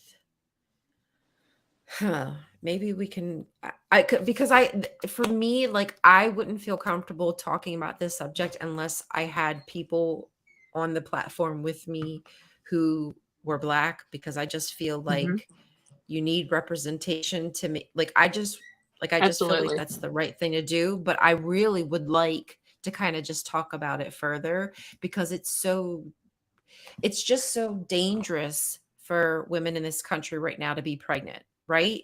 It is well, if you don't know, if you don't live in this country, if you have not been paying attention, it is really dangerous right now to be pregnant in this country, because number one, our healthcare is absolutely positively shite. So we have that going against us. And then number two, like, as a J-dub, you've got the whole just no blood in situations where hemorrhaging just kind of freaking happens. Like, it just happens to any goddamn buddy. You can't predict if you're going to hemorrhage or not when you're pregnant. And then number three being, Serena's a person of color. Like, now we've got that whole disparaging difference between people of color being pregnant and like mortality versus like white people. And it's still like terrible either way. It's just not good in this country compared to other countries. But specifically for people who look like Serena, I really would like to I just think it's so serious, and it's just not being talked about, because again, who would know unless you know, right? Like, just like we said, our reps don't know what's happening unless they realize what's happening. And just people outside in their little bubble. It terrifies in the world. me as a New Zealander to see what is happening in the States. Like, I'm not even there, and I'm terrified for you guys because of even just like on a different level. Like, I've got endometriosis, and to find out that some forms of birth control that help to manage the pain is now not available to women in the States, because it's something that some random dude decided that women shouldn't be able to have. Like, that's it's horrible. It's horrible. And it's on so much more of a lesser problem than what you've just talked about with what Serena could be potentially going through. So I would definitely support you finding people to talk with about that as well, because I would love to see that. I think I will pursue that. It's an appropriate reaction to that. It really is terrifying. I mean, I watch, y'all know I'm like tuned into like the politics of like what's happening with the world, because I just feel like I need to know. And seeing some of the cases that are coming out of some of like Florida, what could happen in North Carolina. Like, there's so many women who are being sent home I guess they're not being sent home to die, but they're being sent home to wait for the fetus to die. And there's so many women who are losing their ability to now have babies because they've messed up all their internal organs. And like, there's a woman in critical condition right now because, you go septic when you have something that dies inside of you. Like, if a doctor says like it's not viable, it's not viable. Like, what are you doing? Like, what are you, like, why? The one I just watched today, for 3 months they knew. For 3 months they knew the baby would die. They made her carry it, deliver it, and like they were. I'm sorry. TW, but they were just describing the like last 2 breaths that the baby was able to take because its lungs weren't developed. Like, they said like, I'm just saying, y'all, you don't know what you're like. They don't realize, or they do. They don't care what they're doing. They I don't know. I'm sorry. That was kind of gross. Sorry. They'll put mothers through some really traumatic things. I wouldn't want to have a baby after that experience. No, I just wouldn't want to have a baby after going through that. There's too much that can go wrong, and now it's out of your control. You don't have a choice. The doctor doesn't care about what's best for you. They just want to make sure that they don't get in trouble. Right. Like, their oath means nothing anymore. The oath is out the door. So that's because when the doctors feel like they've got a sword over their head, they're gonna have to protect themselves. Said it. They've said the baby's not viable. I can't do nothing. go home and wait for it to die, and then come back when you're like feeling like you're gonna die. So I mean, the doctors know. I mean, I'm not saying I blame them, but I'm just saying that you're putting people in a position where they're not gonna. I don't know what to say. I'm sorry. It's so frustrating. Like, I'm like, if I was a doctor, what would I do? Would I just stop? Would I just quit, knowing that I can't do anything? Then what do I do? Did you guys? How do I make money? Did you guys know about like that letter that went out to JW, like doctors and nurses about blood transfusions? Yes, I don't feel like it's being talked about enough. Yeah, like that they can't administer blood transfusions to people of the general public. That's insane. So I don't know, did that ever go anywhere? Did they stop all nurses and doctors from being able to administer blood now? That was what the goal was with that letter. From what I understand, I think I spoke to someone that when they were a JW, they were a nurse, and they said that they were pulled privately by elders and given that letter, given that information verbally. Like it was never announced on the platform. It was like given. It was more of a. If there was an existing JW doctor or nurse in the congregation, they were told about it. So it's not even like the general public knows. So you should risk your career that you spent years going to school for. That doesn't make any sense. Like, right. Yeah. Wow. I see. This is because this all ties together, right? Like it all just connects, like the whole pregnancy and the blood transfusion and the secrecy and control, the 2 witness rule. It's just all this back room stuff that happens that people don't really know unless they've been through it, or unless they have the Shepherding the Flock book and have read it. Like there's just not stuff you're privy to. Like I get called a liar all the time by current Jehovah's Witnesses on my videos. You know, when I talk about like blood, or when I talk about the 2-person rule, when I talked about shredding documents just the other day, I had to play that video about the guy who shredded the talked about how they keep records and whatnot. So it's just a constant. I don't know. It's never ending. Like it's never going to stop me. Just some days I go like, oh my God, can I bang my head up against a wall anymore? Generally stick to doing my silly TikToks because it's too depressing sometimes.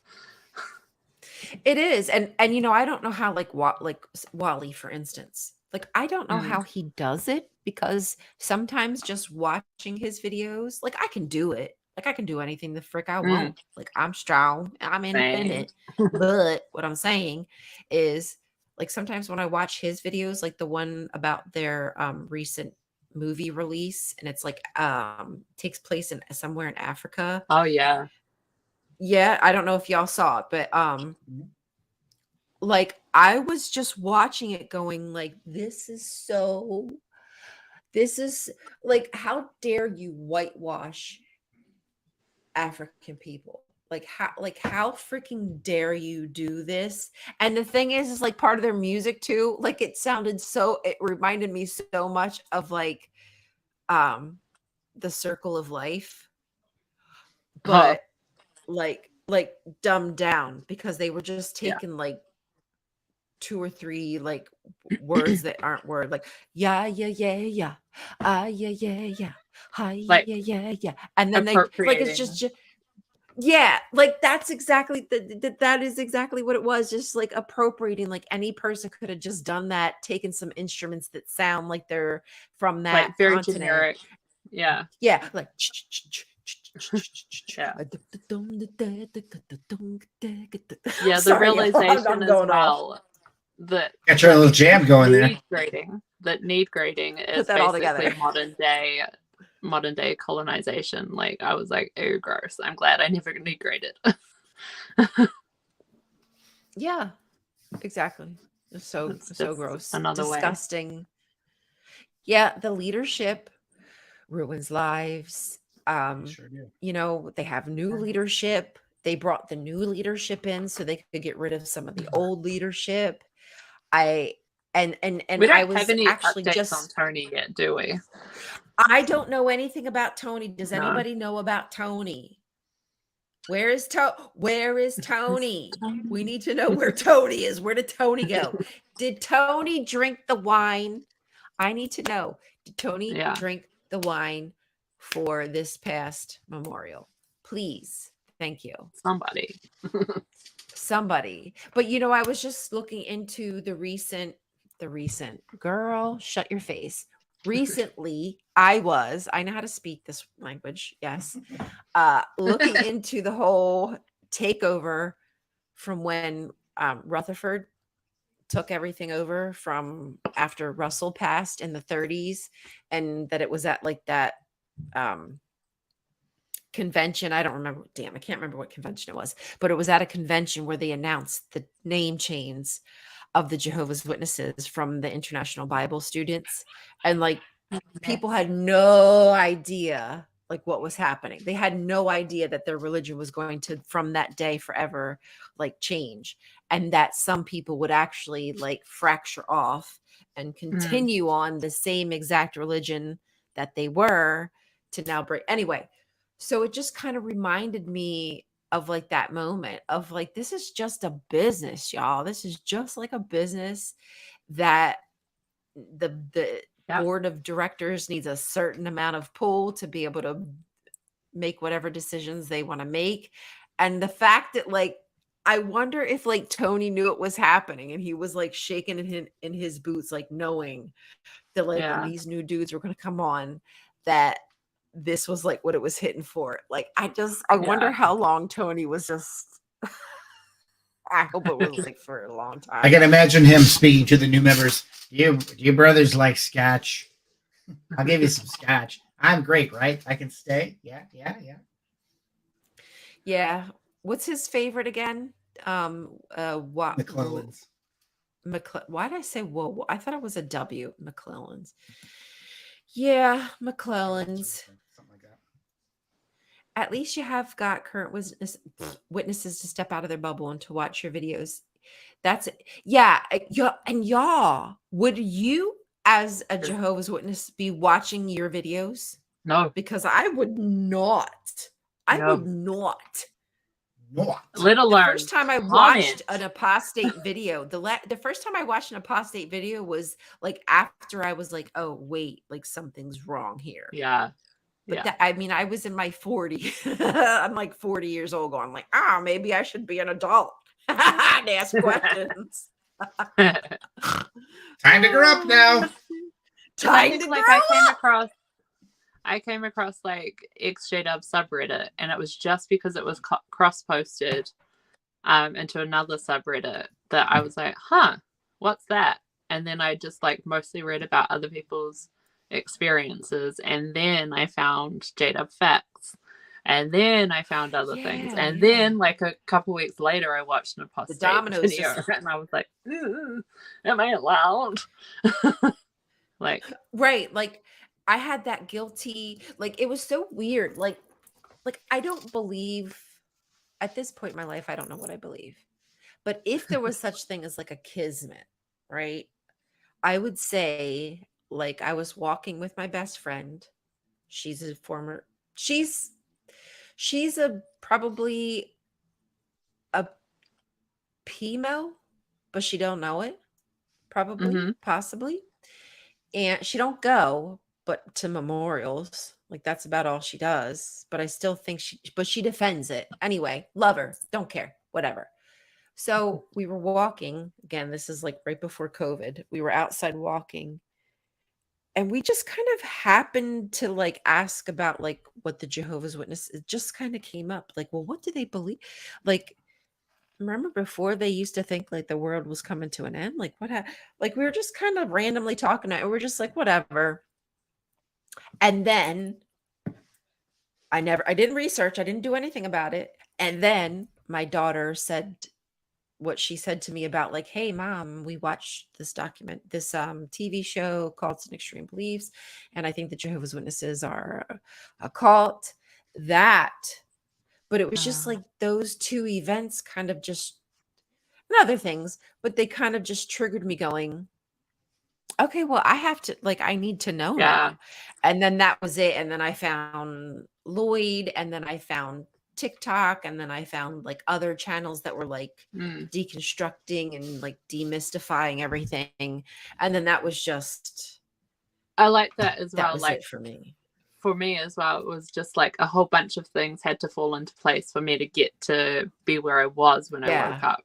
Like without all of that, it might not have happened, or I definitely wouldn't have researched properly and actually began down the path of deconstruction, which because just like I said earlier, it really freaks me out that I could have like left or became inactive or something, but still believed and be one of those people. Like I'm pretty sure the people that comment on our TikToks are the ones that are inactive or something and still believe. So they are defending it because they're like, oh, my grandma was nice and she was a witness, and my mom was nice and she was a witness, and it wasn't that bad for me. I only went to the Kingdom Hall until I was 12, but J-Dubs are nice people. And it's like, yeah, they are nice people. I was a nice JW. I'm sure everyone else here is a nice JW as well. But you don't have that experience past going until you were 12, or just going every now and then with your grandma to understand how horrible and harmful it actually is inside. So I'm pretty sure those are the people that are commenting on our TikToks. For me, it wasn't until later in life that I woke up. I was disfellowshipped, and I was still mentally in. So that's a terrible position to be in. Like, I got to get back. It's the truth. And then after a while, I'm just like, it's the truth, but I can't be bothered. so I was still like, it's the, don't badmouth the witnesses because they've got the truth. And then at a certain point, I gave myself permission to look up things, and I'm like, oh, they're a cult, huh? Yeah. Okay, well, I'm glad I'm out. Yeah, but before that, I would have never watched. No. I mean, if it accidentally came into my face, I can't say I wouldn't have watched it. You know what I'm saying? But if I would have realized what I was coming across, I probably would have been like, oh no, I need to that's not good. Yeah. But at that point where I allowed myself to go beyond that third wall, or I don't know, is there some term some kind of movie term? I don't freaking know. Fourth dimension. I don't know what it is. The fourth wall. I broke that wall. I was like, hey, wait a minute. My kids are giving me new information. I trust my kids. Why wouldn't I just what's the harm? I've come this far. Yeah. What's the harm? What's going to happen if I do a little peek-a-boo? And then David Splain will come and go, boo, I gotcha. Yeah, that's the downside. David's hello, lady. Yeah, physically shaken, bro. I don't know about y'all, but I had a good 6 months after I realized everything was a lie. I was so angry and just so I was scared. Yet I don't know. It was just a whirlwind of emotions for me anyway. I don't know about y'all. I was really scared that for the 3 months that I was PMO, pretty much, I was really scared that someone would find out before I got the chance to say anything or leave myself. That was what I was mostly scared of. And then after I did leave and I announced it on my social media, so it was my narrative. It wasn't Michelle's no longer a witness, blah, blah, blah. After that, I started running an ex-J-Dub meme page. And so I was doing that on Instagram. Oh, you did? That was my therapy, but I was anonymous. So no one knew it was me apart from a couple of friends that I told. And then I think after about a year of that, that's when I jumped on TikTok, and I was like, okay, well, I think I can do TikTok. But the first TikTok that I did, I was like, oh my God, I'm actually an apostate now. I am out loud speaking about it, like, I'm going to get in so much trouble. They're going to disfellowship me anyway. But I don't think they did, and I don't care anymore. But yeah, it all you started get to a with point me. where you're like, whatever. That's But yeah. awesome. I can't believe you went into doing something like that bold. That's really loud and proud. I love it. I like to hear it. Taking your power back. Oh. Yeah, their doomsday cult. I cannot deny that. Hi, Tate. The first apostate I saw was on Michael Jackson. Oh, Michael Jackson documentary when I was a kid. My mom freaked out and made me change the channel. Oh, dear. Right? Like, they cannot receive any information that is just like, that doesn't fit with their system. Like, if it is not operating on Windows like 1975 when the world was supposed to end, the data cannot be like recovered. Sorry. And even like how they had, was corrupted. it Jade from the convention, how she was talking with her mom and being like, no, you can't send me these links or you can't show me that. Like, it's I won't hear anything negative about my beliefs. Yeah. Even if those negative things are accurate. Yeah. It's the voice Jade, of a stranger. What happened to you? You used to be so inquisitive, Jade. What happened That's pretty to good. you? Was it good? Oh, thank you. Mom, you horrible bitch. No, I'm just kidding. That was the that would never happen. That's from the director's cut. Yeah. Can you imagine like actually now, do they have bloopers? Like, do they have bloopers like from the convention stuff? That would be hilarious. That would be amazing to see their blooper. Oh, but they're probably so like wholesome. Like, yeah. I mean, God, you said I feel so bad. Ew. Instead of Jehovah, I said Jehoshaphat. Instead of Jesus, I said Jesus.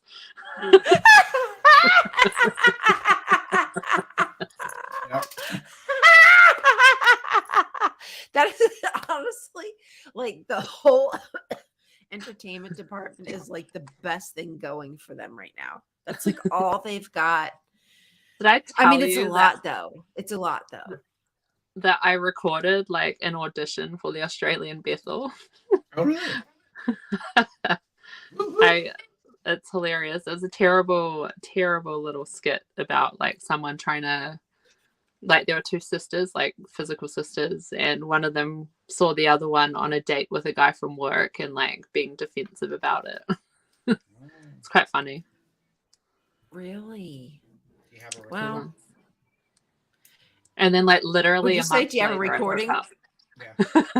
Yes, I've got the recordings. Oh, cool. Nice. But yeah. It's it is scary. You're right.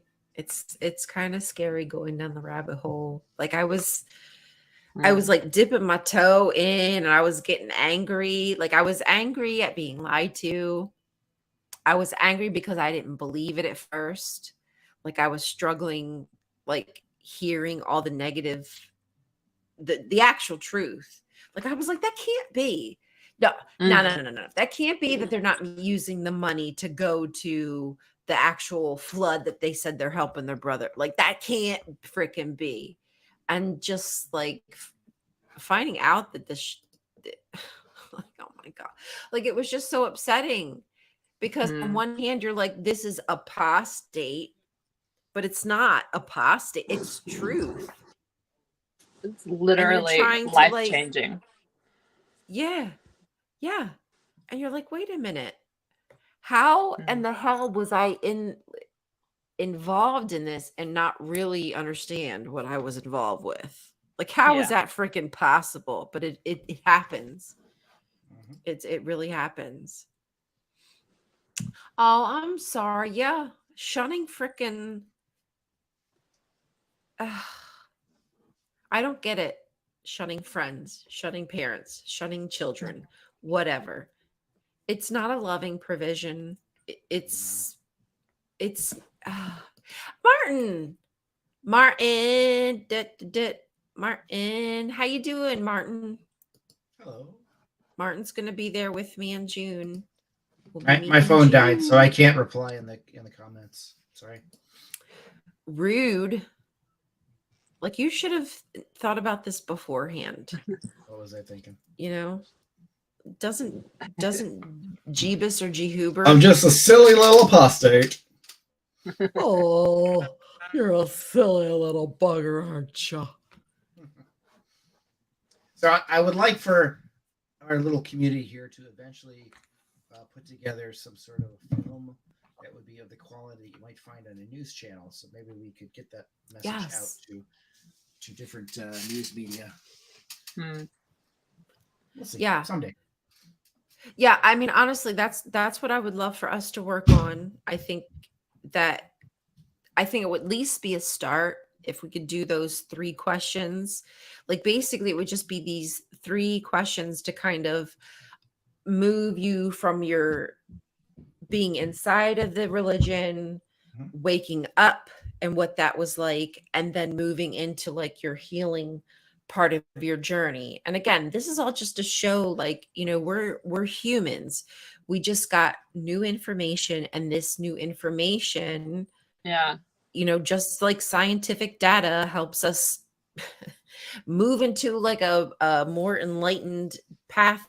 It's exactly what all we're doing. We're just enlightening ourselves with new information. So I will try to, I'll try to make just a video about that in general and just tell you what I'm asking for. And then, but in the details, I'll get that and put it in there just so people can see it. And you can. I'd also like to see something. Sorry. No, go. I'd also like to see something that we could prepare for politicians that would inform them, and maybe that would move someone to do something like they're doing in Pennsylvania. Yeah, oh God, there's so much I want to do. There's just a lot, but I can do it. Talk to my husband. I did talk to my husband about like maybe some kind of website that had some kind of pre-filled out letter of some sorts about whatever it is that we want to like. Oh, so that we could direct people to. Right. So either makes sense. Either the website will allow them to send it direct. Like, I don't know if that's even possible. Send it directly to that person, or just that they can copy it and paste it and show them where they can find out who their person is. Like, I'm not sure exactly, but all that information is available, but making it easier. Like, I understand, like some people don't have the time, the ability, the bandwidth, the spoons. Some people don't have the spoons to do this shit. And it's meant to be confusing because it's meant to hold back things being able to change. So if I can, I get it. So if I can help, if we can help people make it easier for them by just clicking one button instead of having to do 6 other steps, then that's true. We may need it at apostatecoalition.com. Yeah. So I trust me, it is stuff that's in my noggin. I do need. Hey, and y'all, if you want to join the Discord, sorry, the word wasn't. It's in there somewhere. Loading. I told you my operating system's from 75. It's like I'm not even on that 93, that good shit. Y'all don't even know. I still got that dial up. But if anybody wants to join the Discord, if there's some things you feel like you can contribute, just to talk, it don't matter, you don't have to, but if you want to contribute to activism stuff, if you feel like you have stuff you can input and help us with, please, we'd love that. Feel free, because I mean, I'd love to do more live streams like this. Yeah, we could use editors, we could use people who are good with like design. I mean, if you have a talent, just like the Jehovah's Witnesses, we too can use you.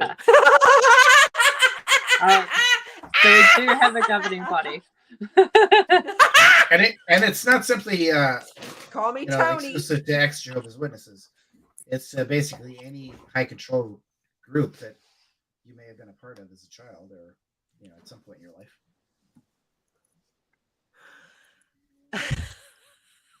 That's so funny, Max. Yeah. He's like, but shrooms. Gotcha.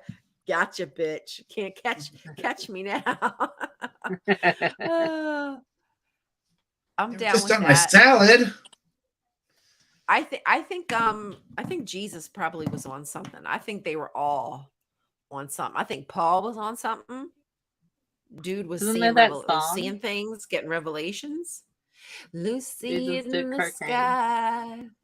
Oh, there's like a recent one. Song. It's like Jesus did cocaine on a night out or something. But yeah, I mean, I'm sure he did something. Come on now. Life was, people want to go back in time because they think like, oh, I'd love to. No, you would not enjoy no electricity. You would not enjoy running water. You would not enjoy not being able to wash your ass crack. You just wouldn't. Okay. The only thing I want is I would love to see the future. I would love to go to 2070 and listen to the radio announcer, if radio still exists, say that Christianity is now the minority in the United States of America.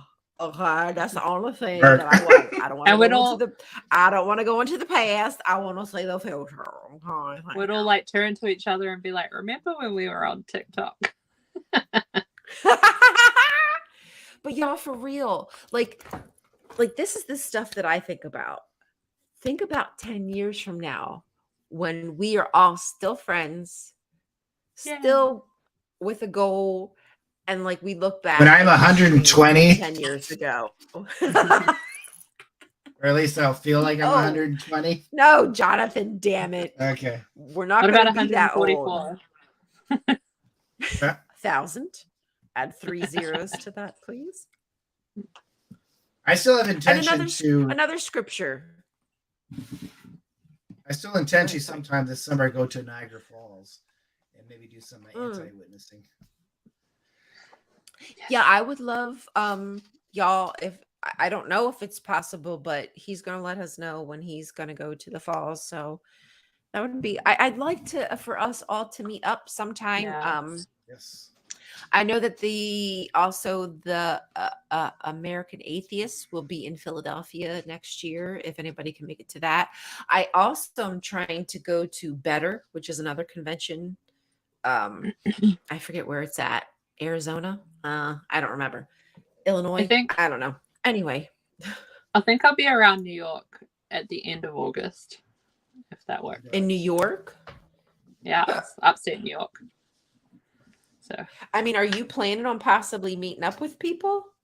Yeah, that's why I'm going through this. That's your goal? Yeah.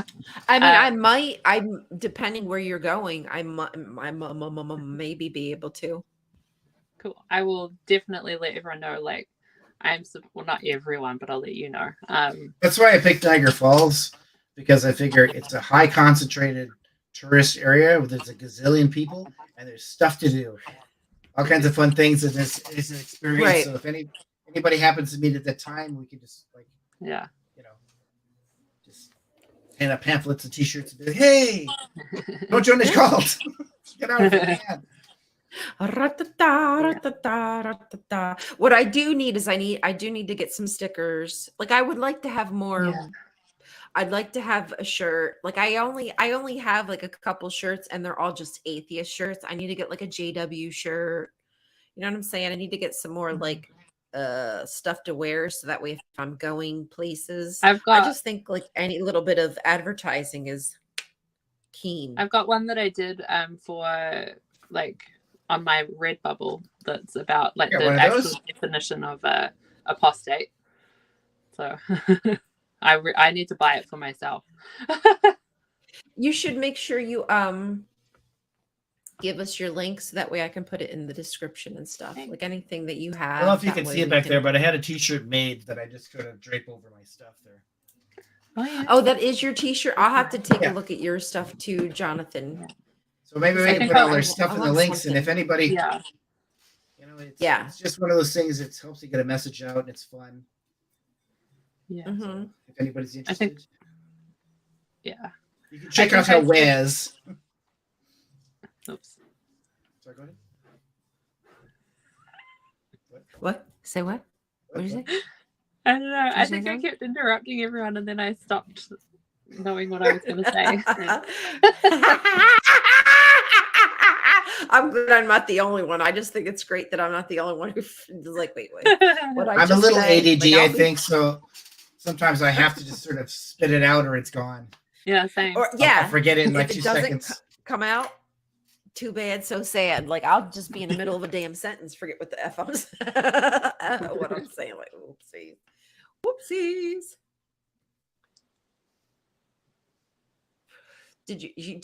You're saying you forgot what you were gonna say, Michelle? That's fine. That is fine. That is fine. Okay, so I got asked a question. Micah, put a pin in it. So, you know what, Micah? I'm telling you what. When I realized like that everything I knew about the Bible was a lie, and that like there was a lot of stories in the Bible that were pulled from other older ancient myths, I was like, yeah. Because that to me was the proof I needed. Like I needed to know that I was safe and that this was all human design. You know what I'm saying? So this was my way of proving that to myself. So I started going into like Moses and the Sargon of Akkad connection and Noah and the flood and the connection to like Eridu Genesis. Like I had to know all that stuff. So I just really dove in and I found I went to like researched articles that had resources where you could actually find the books and because I never knew how to knew how to do any of that stuff. I was never taught how to do research. If you go to just Google and you search like certain things, you're going to get some kind of Christian type answer. Almost all the time you're going, like, even if you just ask, like, when was the book of Moses written? Somebody's going to tell you that it was written like 1200 BCE. I'm not the book of Moses, but you know what I'm saying? When Moses is in the Bible, like they'll be saying like, oh yeah, that part of Genesis was written like, so it's like, you're not going to get a real answer. So you need to know where you can go to. And once I realized that there was so much information out there that was like thought out, not just made up and not just piecemealed, cherry picked scriptures. Yeah. That was it for me. And plus, like I read a lot, not just read, sorry. I watched a lot of like dissertations. I watched presentations, like the people who wrote books, like William Deaver, who wrote one of the first books about Asherah. Words. I know words. They're in there. There's it's like aphasia. There's something like aphasia or something that sounds like that. Where like I'll know what the word starts with, and I'll be like, okay, that it starts with an S, and it means this, but I don't know the word. Whatever. Word starts here, and then it goes, nope. No, it seriously. And then sometimes it will. Like I'm like clean, whatever. But like William Deaver, if you like Asherah, like I watched his talks and his presentations. So that's what I did. I downloaded as much as I could, just watching and reading. And it's taken me like 3 years to get to this point, and I still have so much to learn. But yeah, sorry, that's the answer. That is the answer to the question. Hidden knowledge. And like pagan is just like polytheism. Like there's so many words that aren't really they don't really have the connotation that people think they have. Yeah. But you know, whatever. It's what we know, I guess. Anywho. All right, y'all. We're at the 2 hour and 13 minute mark. Yeah. How are y'all feeling? Yeah. How are you talked out yet? I need a pee. I don't know. That's honest right there. Yeah. Let's go to the bathroom. Let's all go to the bathroom together. We can hold hands. Yeah, but I have like permanent brain frog.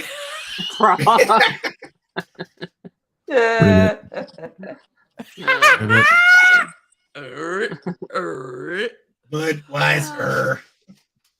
Oh, freaking hell, y'all. I'm sorry. Yes, talking is hard, Dan. It is hard. I'm sure y'all notice that, like, sometimes, Michelle, go pee. If you gotta go pee, go pee. But I don't know if y'all notice, but I I'm gonna go often pee. like mess up my words. Like, I just fumble over my lips. And people are probably like, well, yeah, because you've been drinking wine and you've been sipping on your little pen. But dude, I do this without it. Like, I wake up just a weirdo. It's just normal it's just normal for me. Sorry. Okay, so Freemason and Rosicrucian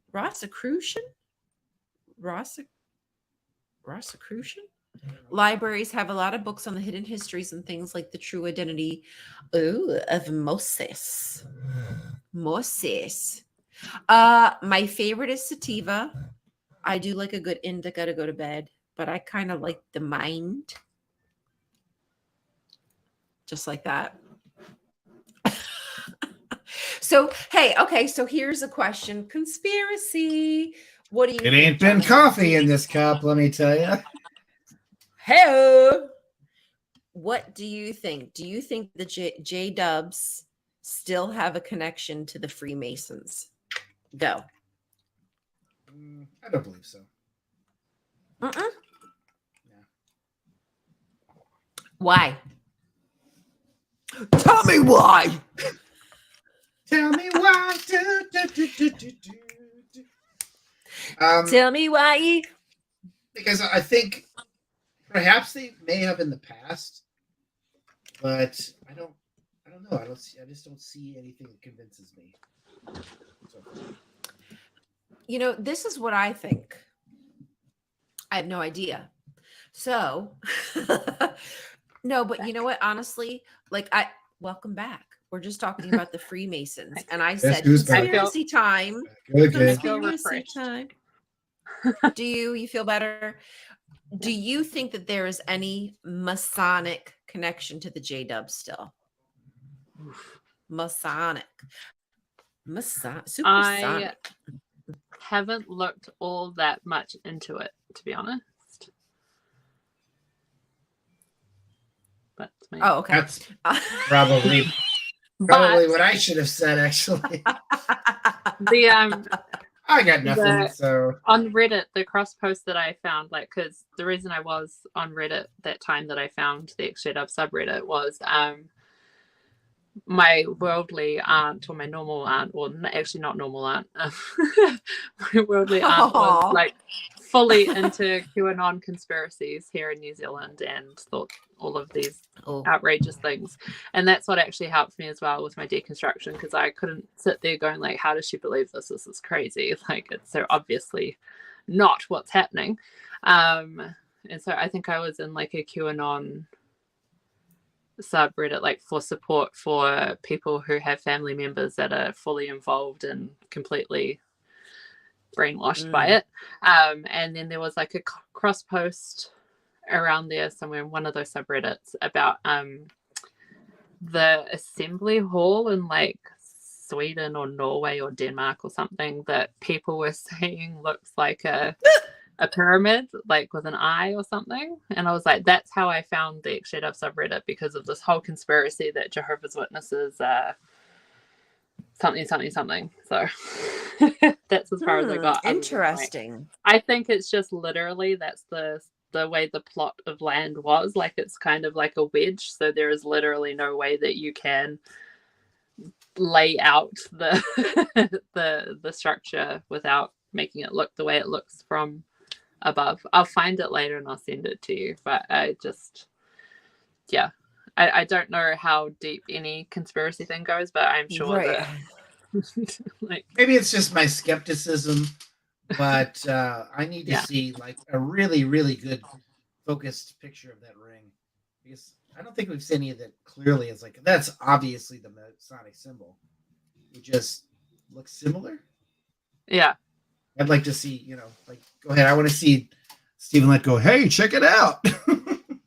Yeah, I do wish there were better pictures, because all we have is that the shape is similar, but it it could be practically anything else. But like I do understand where people are coming from, making the connection, especially when you consider like all the symbolism that was incorporated into the religion at its early stages, and the way, and now just understanding how religions are created. Like now that I kind of can understand back in history when the Christian movement started, or the Gnostic movement started, or the, like, now I kind of see how things kind of incorporate other ideas, but not quite exactly that. So I can see where like he's pulling all these symbols like the pyramid and the whatever the freaking else other whatever, and how a lot of people are using these ideas for what, I don't know, but at the time it seemed like it was like this, you know, I guess you had to be there to understand. But that could be just it. That could be just as deep as it goes. Now, of course, like there's some things that make me question, because look at Robert Hendricks, and he's, this is all just whatever. He's friends with a guy who has some association with the UN, I think, or he just has a website where he promotes like freedom of religion. I don't know exactly what he does. I'm sorry. Like I shouldn't like go too far into it, but like this dude is a completely different religion, has some kind of position of authority in some kind of thing, and they're friends with each other. It's like, how are you, like, how are you friends with somebody who's not like a JW? You know what I'm saying? Like that's a little bold. So it's a little bold, but I feel like these dudes, when they get to these certain levels, like the rules don't apply with them. And if you can make connections to other businesses or to other religions, so you can use the same pathways just to help each other out, because like, hey, there's a precedent set here, then of course they're going to do it, because they don't see it as it's wrong, but they don't give a fuck, and they don't see it that way. So I do think like maybe there's some kind of backdoor connection, but it's not that kind of connection. If you see what I'm saying, it's just like, hey, you run in a certain group who might know somebody who can help me with this legal case that I got going on. That's the kind of ish that I see. I'm with you. Yeah. Sorry, that was my long spiel.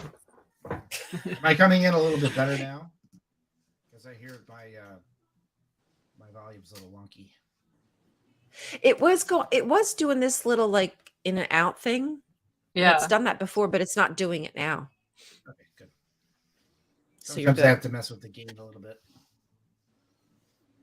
Yeah, wait. Now let's keep talking. Say a long sentence. Yeah, a long sentence. See, yeah, it go like you hear what I'm saying. It goes longer than that. Like come on. Like if you're talking, it's fine. But if you just say like one or two things, like the first word will be like, I don't know. Like that's how. Is that better? Across. Yeah. I don't know. This is supposed to be a decent mic, but. Yeah, you know. I got to learn how to run these things. Which side do you have facing you, Jonathan? Is it the side with the volume? Is this better? Yes, I think you might have the wrong side. I have this thing wrong. Oh my goodness. You might have it upside down. I'm talking to the back of my mic. Isn't that awesome? You might be talking to and that's might be why it's not picking up. I could be wrong, but for me, I went on one show and the dudes are really good with like the technical stuff. And they were like, yeah, you don't have Jonathan. Oh my God. Jonathan. I'm talking to the back of my mic. Jonathan, you were talking into the back of your. It sounds so good. Oh my God. I was like, how can dude have the microphone right in front of his face, but it sounds like he's like a mile? Yeah. That's because I'm an audio idiot. Because it would be like, it sounds so good. Wow. Okay. All right. Thank you for pointing that out. Well, I'm so glad that we actually figured this out. 2 hours later. That was really funny. Yeah, but like dudes told me he was. There's a freaking logo here. Just I should be talking at the logo. Right. Like you don't know. You Terrible. It sounds so good now, Jonathan. You don't even know. It's so funny. Oh my gosh, this is awesome. Now we're gonna have to edit this video down to 2 minutes. Yes, everything else is cut out now. It was just not good. The quality is just okay. Should we start the stream now? Yeah, thank you for joining, everybody. We're going to talk about Pennsylvania grand jury investigation.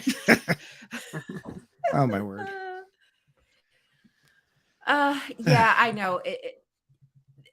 And the thing is like that religion came off of another dude who was basically a false prophet, like the Millerites. And that dude came off of other religion. Like, it's just one religion. Boop, boop, boop, boop, boop, boop, boop, but then you take it right back, and it's like, okay, but what even is a false prophet if you now can deconstruct the Bible? So, but logically, everything what's a false prophet if there's no? Because as long as you have a different interpretation, anybody could be a false prophet, in my opinion. Yeah. That's just my opinion. If you know for me, I'm just like, what's a true prophet if I don't believe that that's real? So, yeah. To me, like I feel as if the Jesus that Christians envision in their mind came here, like to the here and now, and was saying the things that I think that he might have been saying back at that time, which is he was against he was against like big religion was what I'm concerned, and capital, like he wasn't like a capitalist. He was against like the elites and stuff like that, in my opinion. I think people will be like, get this immigrant the F out of here. Get out of here. Hey, Sos, let me see your green card. Hey, Sos. Yeah. I mean, honestly, that's what I feel like they would be doing. They wouldn't want to hear his message. I don't understand. Like, I always say I don't understand, but I do understand. But I don't understand how they don't understand. Yeah. How do they not see it, that it's just history repeating itself? Yeah. Over and over and over. Yeah. And I can't I can't marry up in my head like the whole thing of like, I think how, American Christians and stuff, right? I don't really know, just from what I see online, how they're like, blah, blah, blah, Jesus, loving this, that, and the other thing. But then they're also like, have you read the Bible and seen what God does? Because he kind of is horrible. And because they believe that God and Jesus are the same person. So I'm just like, how can you take the which is just Jesus another confusing. Yeah. So for me, I'm like, no. It is so confusing. You can't wait. Oh, sorry. Ha ha ha. Sorry. Ha ha. Duh. Like, it's just. Oh, what was it? Oh, there we go. It went out my head. I know, like when I'm talking, I can't look at the comments that you put up, because that's why I'm like la la la la, because I'll read the comment and I'll lose my entire I'm so sorry. Because there's times where like I can do both. Like I can listen to what you're saying, I can read the comment, like no problem. And then sometimes it's like, oh yeah, there it went. The thought was going like this. It's like in this dark room in my mind, and just going back until it's just out of the room. Like can't see it no more. That's my brain. Oh, that's my brain. On drugs, not on drugs. That is just my brain nowadays. Sorry. That's how it is. Right, Jonathan? You're muted, Jonathan. I said what you said.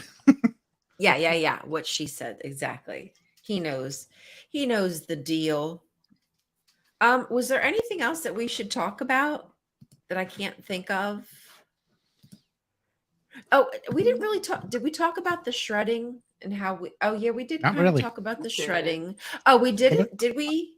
Well, just so people know, if you haven't been following along, JW Leaks made sure to get the information to the person on Reddit who said that they thought there was a possibility that elders were shredding evidence, because they're under like directive right now to like not be doing anything with anything. They just need to learn what their rights are from the lawyers. That's why they are meeting with them, learning the rights and figuring out what their responsibility was with making sure information gets to the appropriate hands.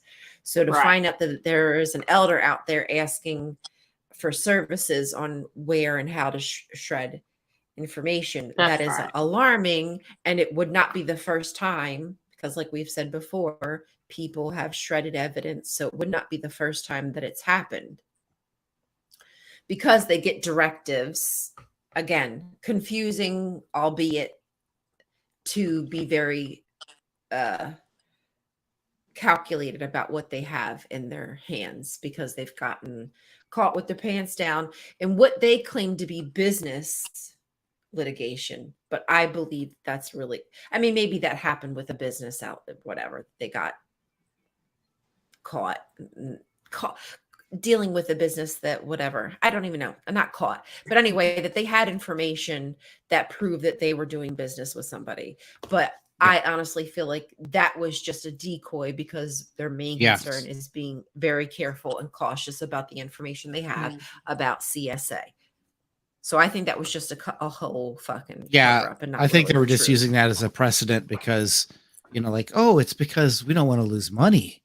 That's why. Yeah. We say we should shred these things, not because we're trying to obstruct justice, basically.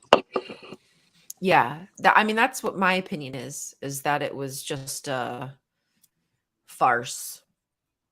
That was a made up situation. I mean, I was thinking about like what the dude was saying. He was saying that they had done business with this company like 20 years ago. This company got in trouble, and the company had to tell who they've done business with, and they needed to know if the JWs did business with them. Right. And the JWs and then it cost them what? Yeah. Like $100,000 or something like that. Yeah, that don't make no damn kind of sense. What business dealings that were you doing that somebody else got in trouble that you are like something, in my opinion, doesn't smell good. It smells kind of fishy. Okay, it wasn't me. Oh, all right. Yes, I flushed the toilet. We got to see. Wait, what'd you say? It's how you flush the toilet. It's not Michelle. She washed her hands. She flushed the toilet. Everything is good.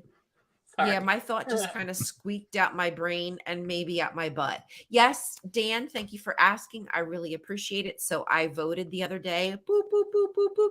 And yes, in Pennsylvania, the House, and y'all, I'm not trying to get political, but just right now, like there's not much we can do other than vote a certain way, because that's not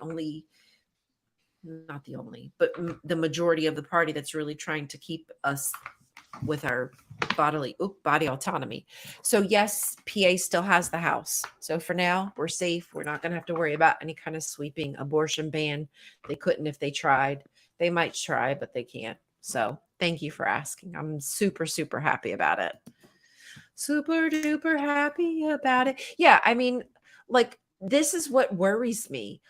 What kind of information do you have that you would need to hire an outside source to shred information? Yeah. Y'all. And like, how much? Because like, if you just got like a couple notes, like y'all could just like crumple. Woo. Well, I guess you wouldn't throw it in the trash. But you know what I'm saying? Like, buy a $30 shredder at the Home Office or Home Depot Max Office Pro. I don't know what it's Staples. I don't know what these places are called. Wow, but you get everything there. Got 17 names.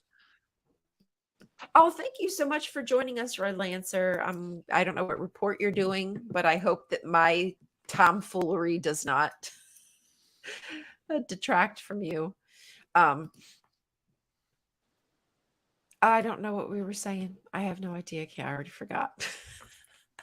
Just like Michelle said, as soon as I start reading the comments, thoughts out the door. Oh, thank you for joining us, Micah. Take care. Jay, changes to the elders book maybe for next time. Oh, what are you talking about? Conversations for next stream? Is that what you're saying? Sorry. I don't know. Sadi chatty. I'm not sure. But yeah, the fact that like you'd have to hire us, that's what I think I was talking about. Hiring a service to shred something when you can just go to Office Max. That's what I'm talking about. Go to Office Max and just buy yourself a shredder. Something is really bad that you have that amount of data. I just thought about it. One of the brothers on my judicial committee worked for a shredding company. So his job was running around all day with a big truck shredding documents for different businesses. I wonder if he did that for the congregation. Wow. Yo, I wonder if there's any like JW shredding companies. Oh my God. Could you imagine? Dude, like I really need to know, like, I want to know so bad what is going to come out of this whole this PA, hole. the Reddit thing. I want to know what's going to come out of this hole, but I also want to know what's going to come out of this hole. With the document shredding. Like, I just want to know if it's true. I think it's true. I really think, but I just want to know who in the right mind would do it. But the thing is you're not in your right mind when you're a Jehovah's Witness. You're doing what you're instructed to do. Yep. Even if you're being told, because you're told that Satan's after you. Satan is after you through the judicial system. So you don't trust police are there to do the right thing. You trust that police are there to get you and trick you. That's just Satan trying to get you. Yeah. I mean, and hey, I'm not a fan of the judicial system. I ain't gonna lie to you. I think it's pretty much shit. And you ain't gonna get nothing unless you fucking take it. Quite frankly, like nobody's gonna give you justice. You have to like fight for it and take it. But I mean, that is just a really frightening thought that there could be all these congregations who are like, I'm so in trouble. Like, so are they doing this because they're so afraid of what they've done? Like, do they now realize like, oh, I did some wrong things here. I should have did A, B, and C, but I was following direction. Let me destroy this evidence. Or is this like some kind of winky, winky, nudge, nudge?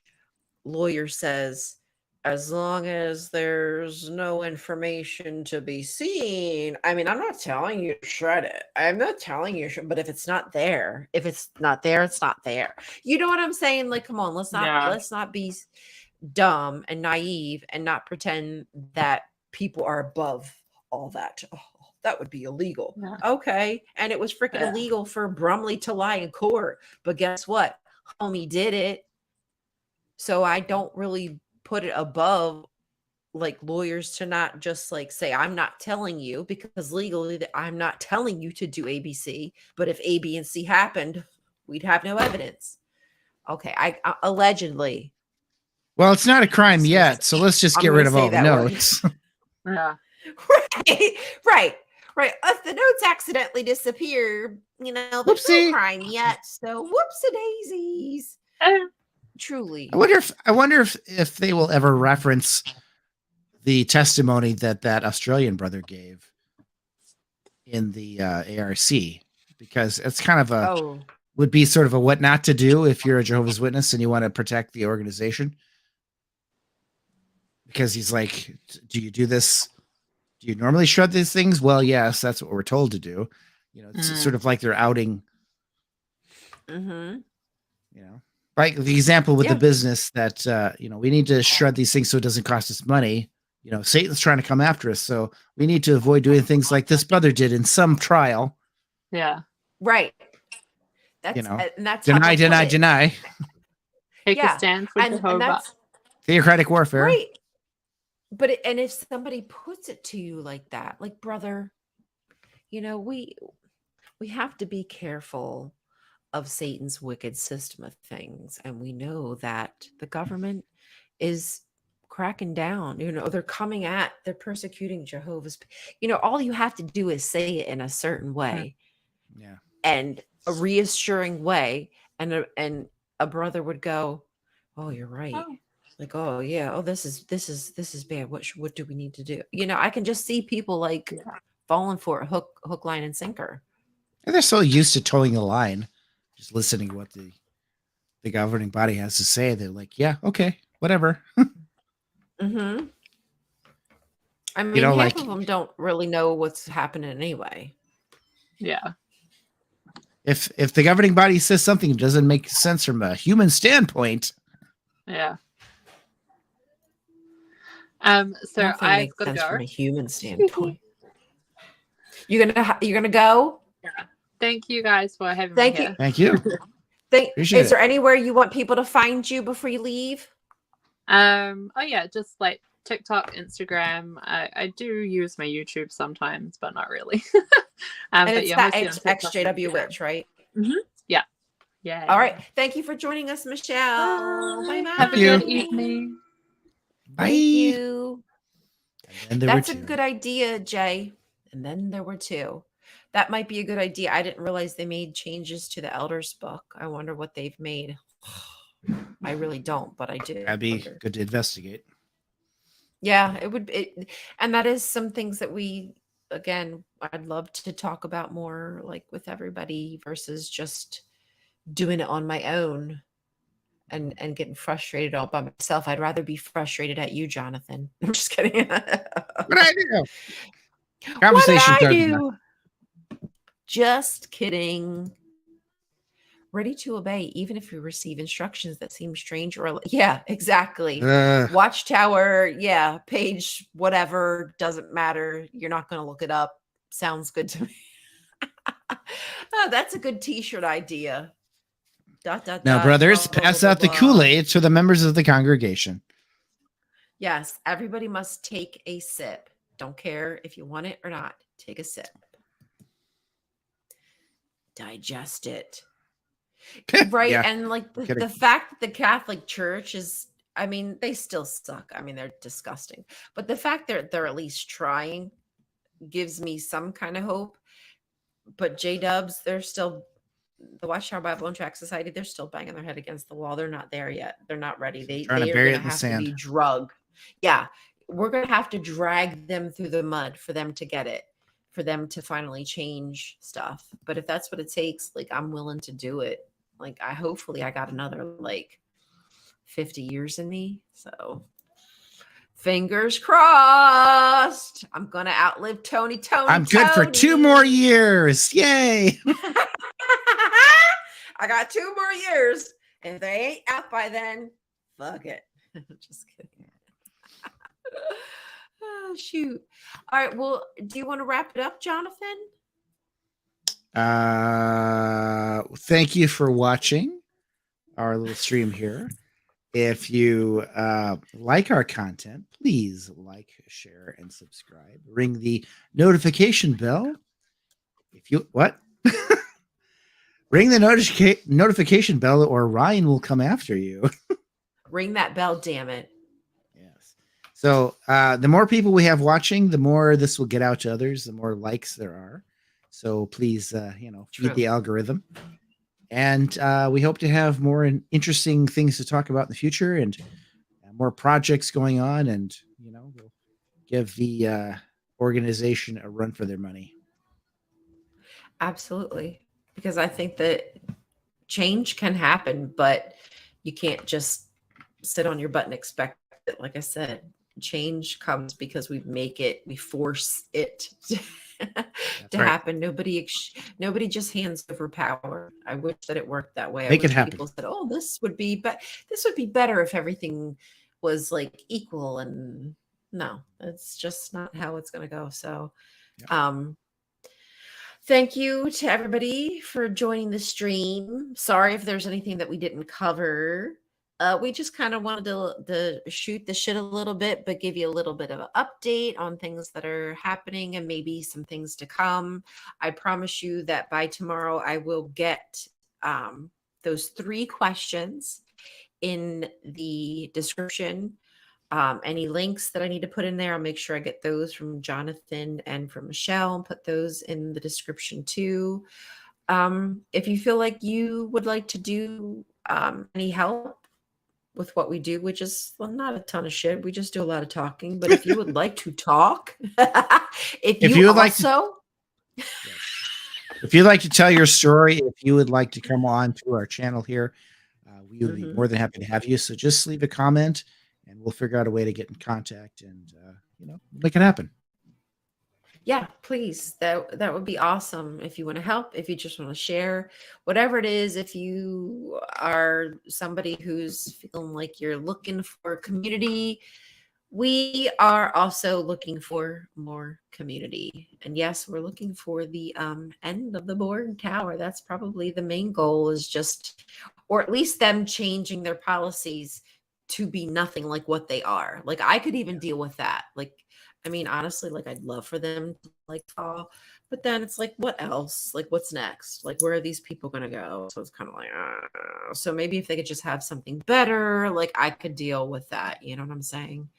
If they would just do away with the blood thing and let people leave of their own accord without destroying their lives, I'd be happy camper. Those 3 things: the blood, no more disfellowshipping, easy out. Like, fix those 3 things, and quite frankly, I think I wouldn't have too much to say. I mean, I don't like it. I don't think it's not my mood ever, like, never ever. It's not my vibe, but everybody's got their own thing, and I'm not going to judge. I just can't stand idly by while kids get hurt and vulnerable people get manipulated and coerced into doing things and sacrificing their lives to a big religion that's honestly just a freaking corporation operating under the guise of religion. Like, hell no, I ain't going to stay silent for that. Okay. Well, I love you all. Jonathan, it has been a pleasure. I miss talking to you. I hope that we can. Pickle pie. Pickle, come say goodnight. Pickle. All right, Pickles. Pickle, you have to. Pickle. Come here, baby. She has to say goodnight to everybody. Miss Pickle, we gotta say goodbye to everybody, babies. She's a pickle. You gotta. Oh, hello. Come here. Oh God, you almost ate my finger, baby. Oh. but yeah, so thank you, everybody. I love you. I appreciate you. Your likes, your subscribes, your community, everything is just so dope. I'm so glad I found you all. You make everything worth it. Okay, I love you. I'll see you soon. Bye, Jonathan. See ya. Bye. Love you. See ya. Bye.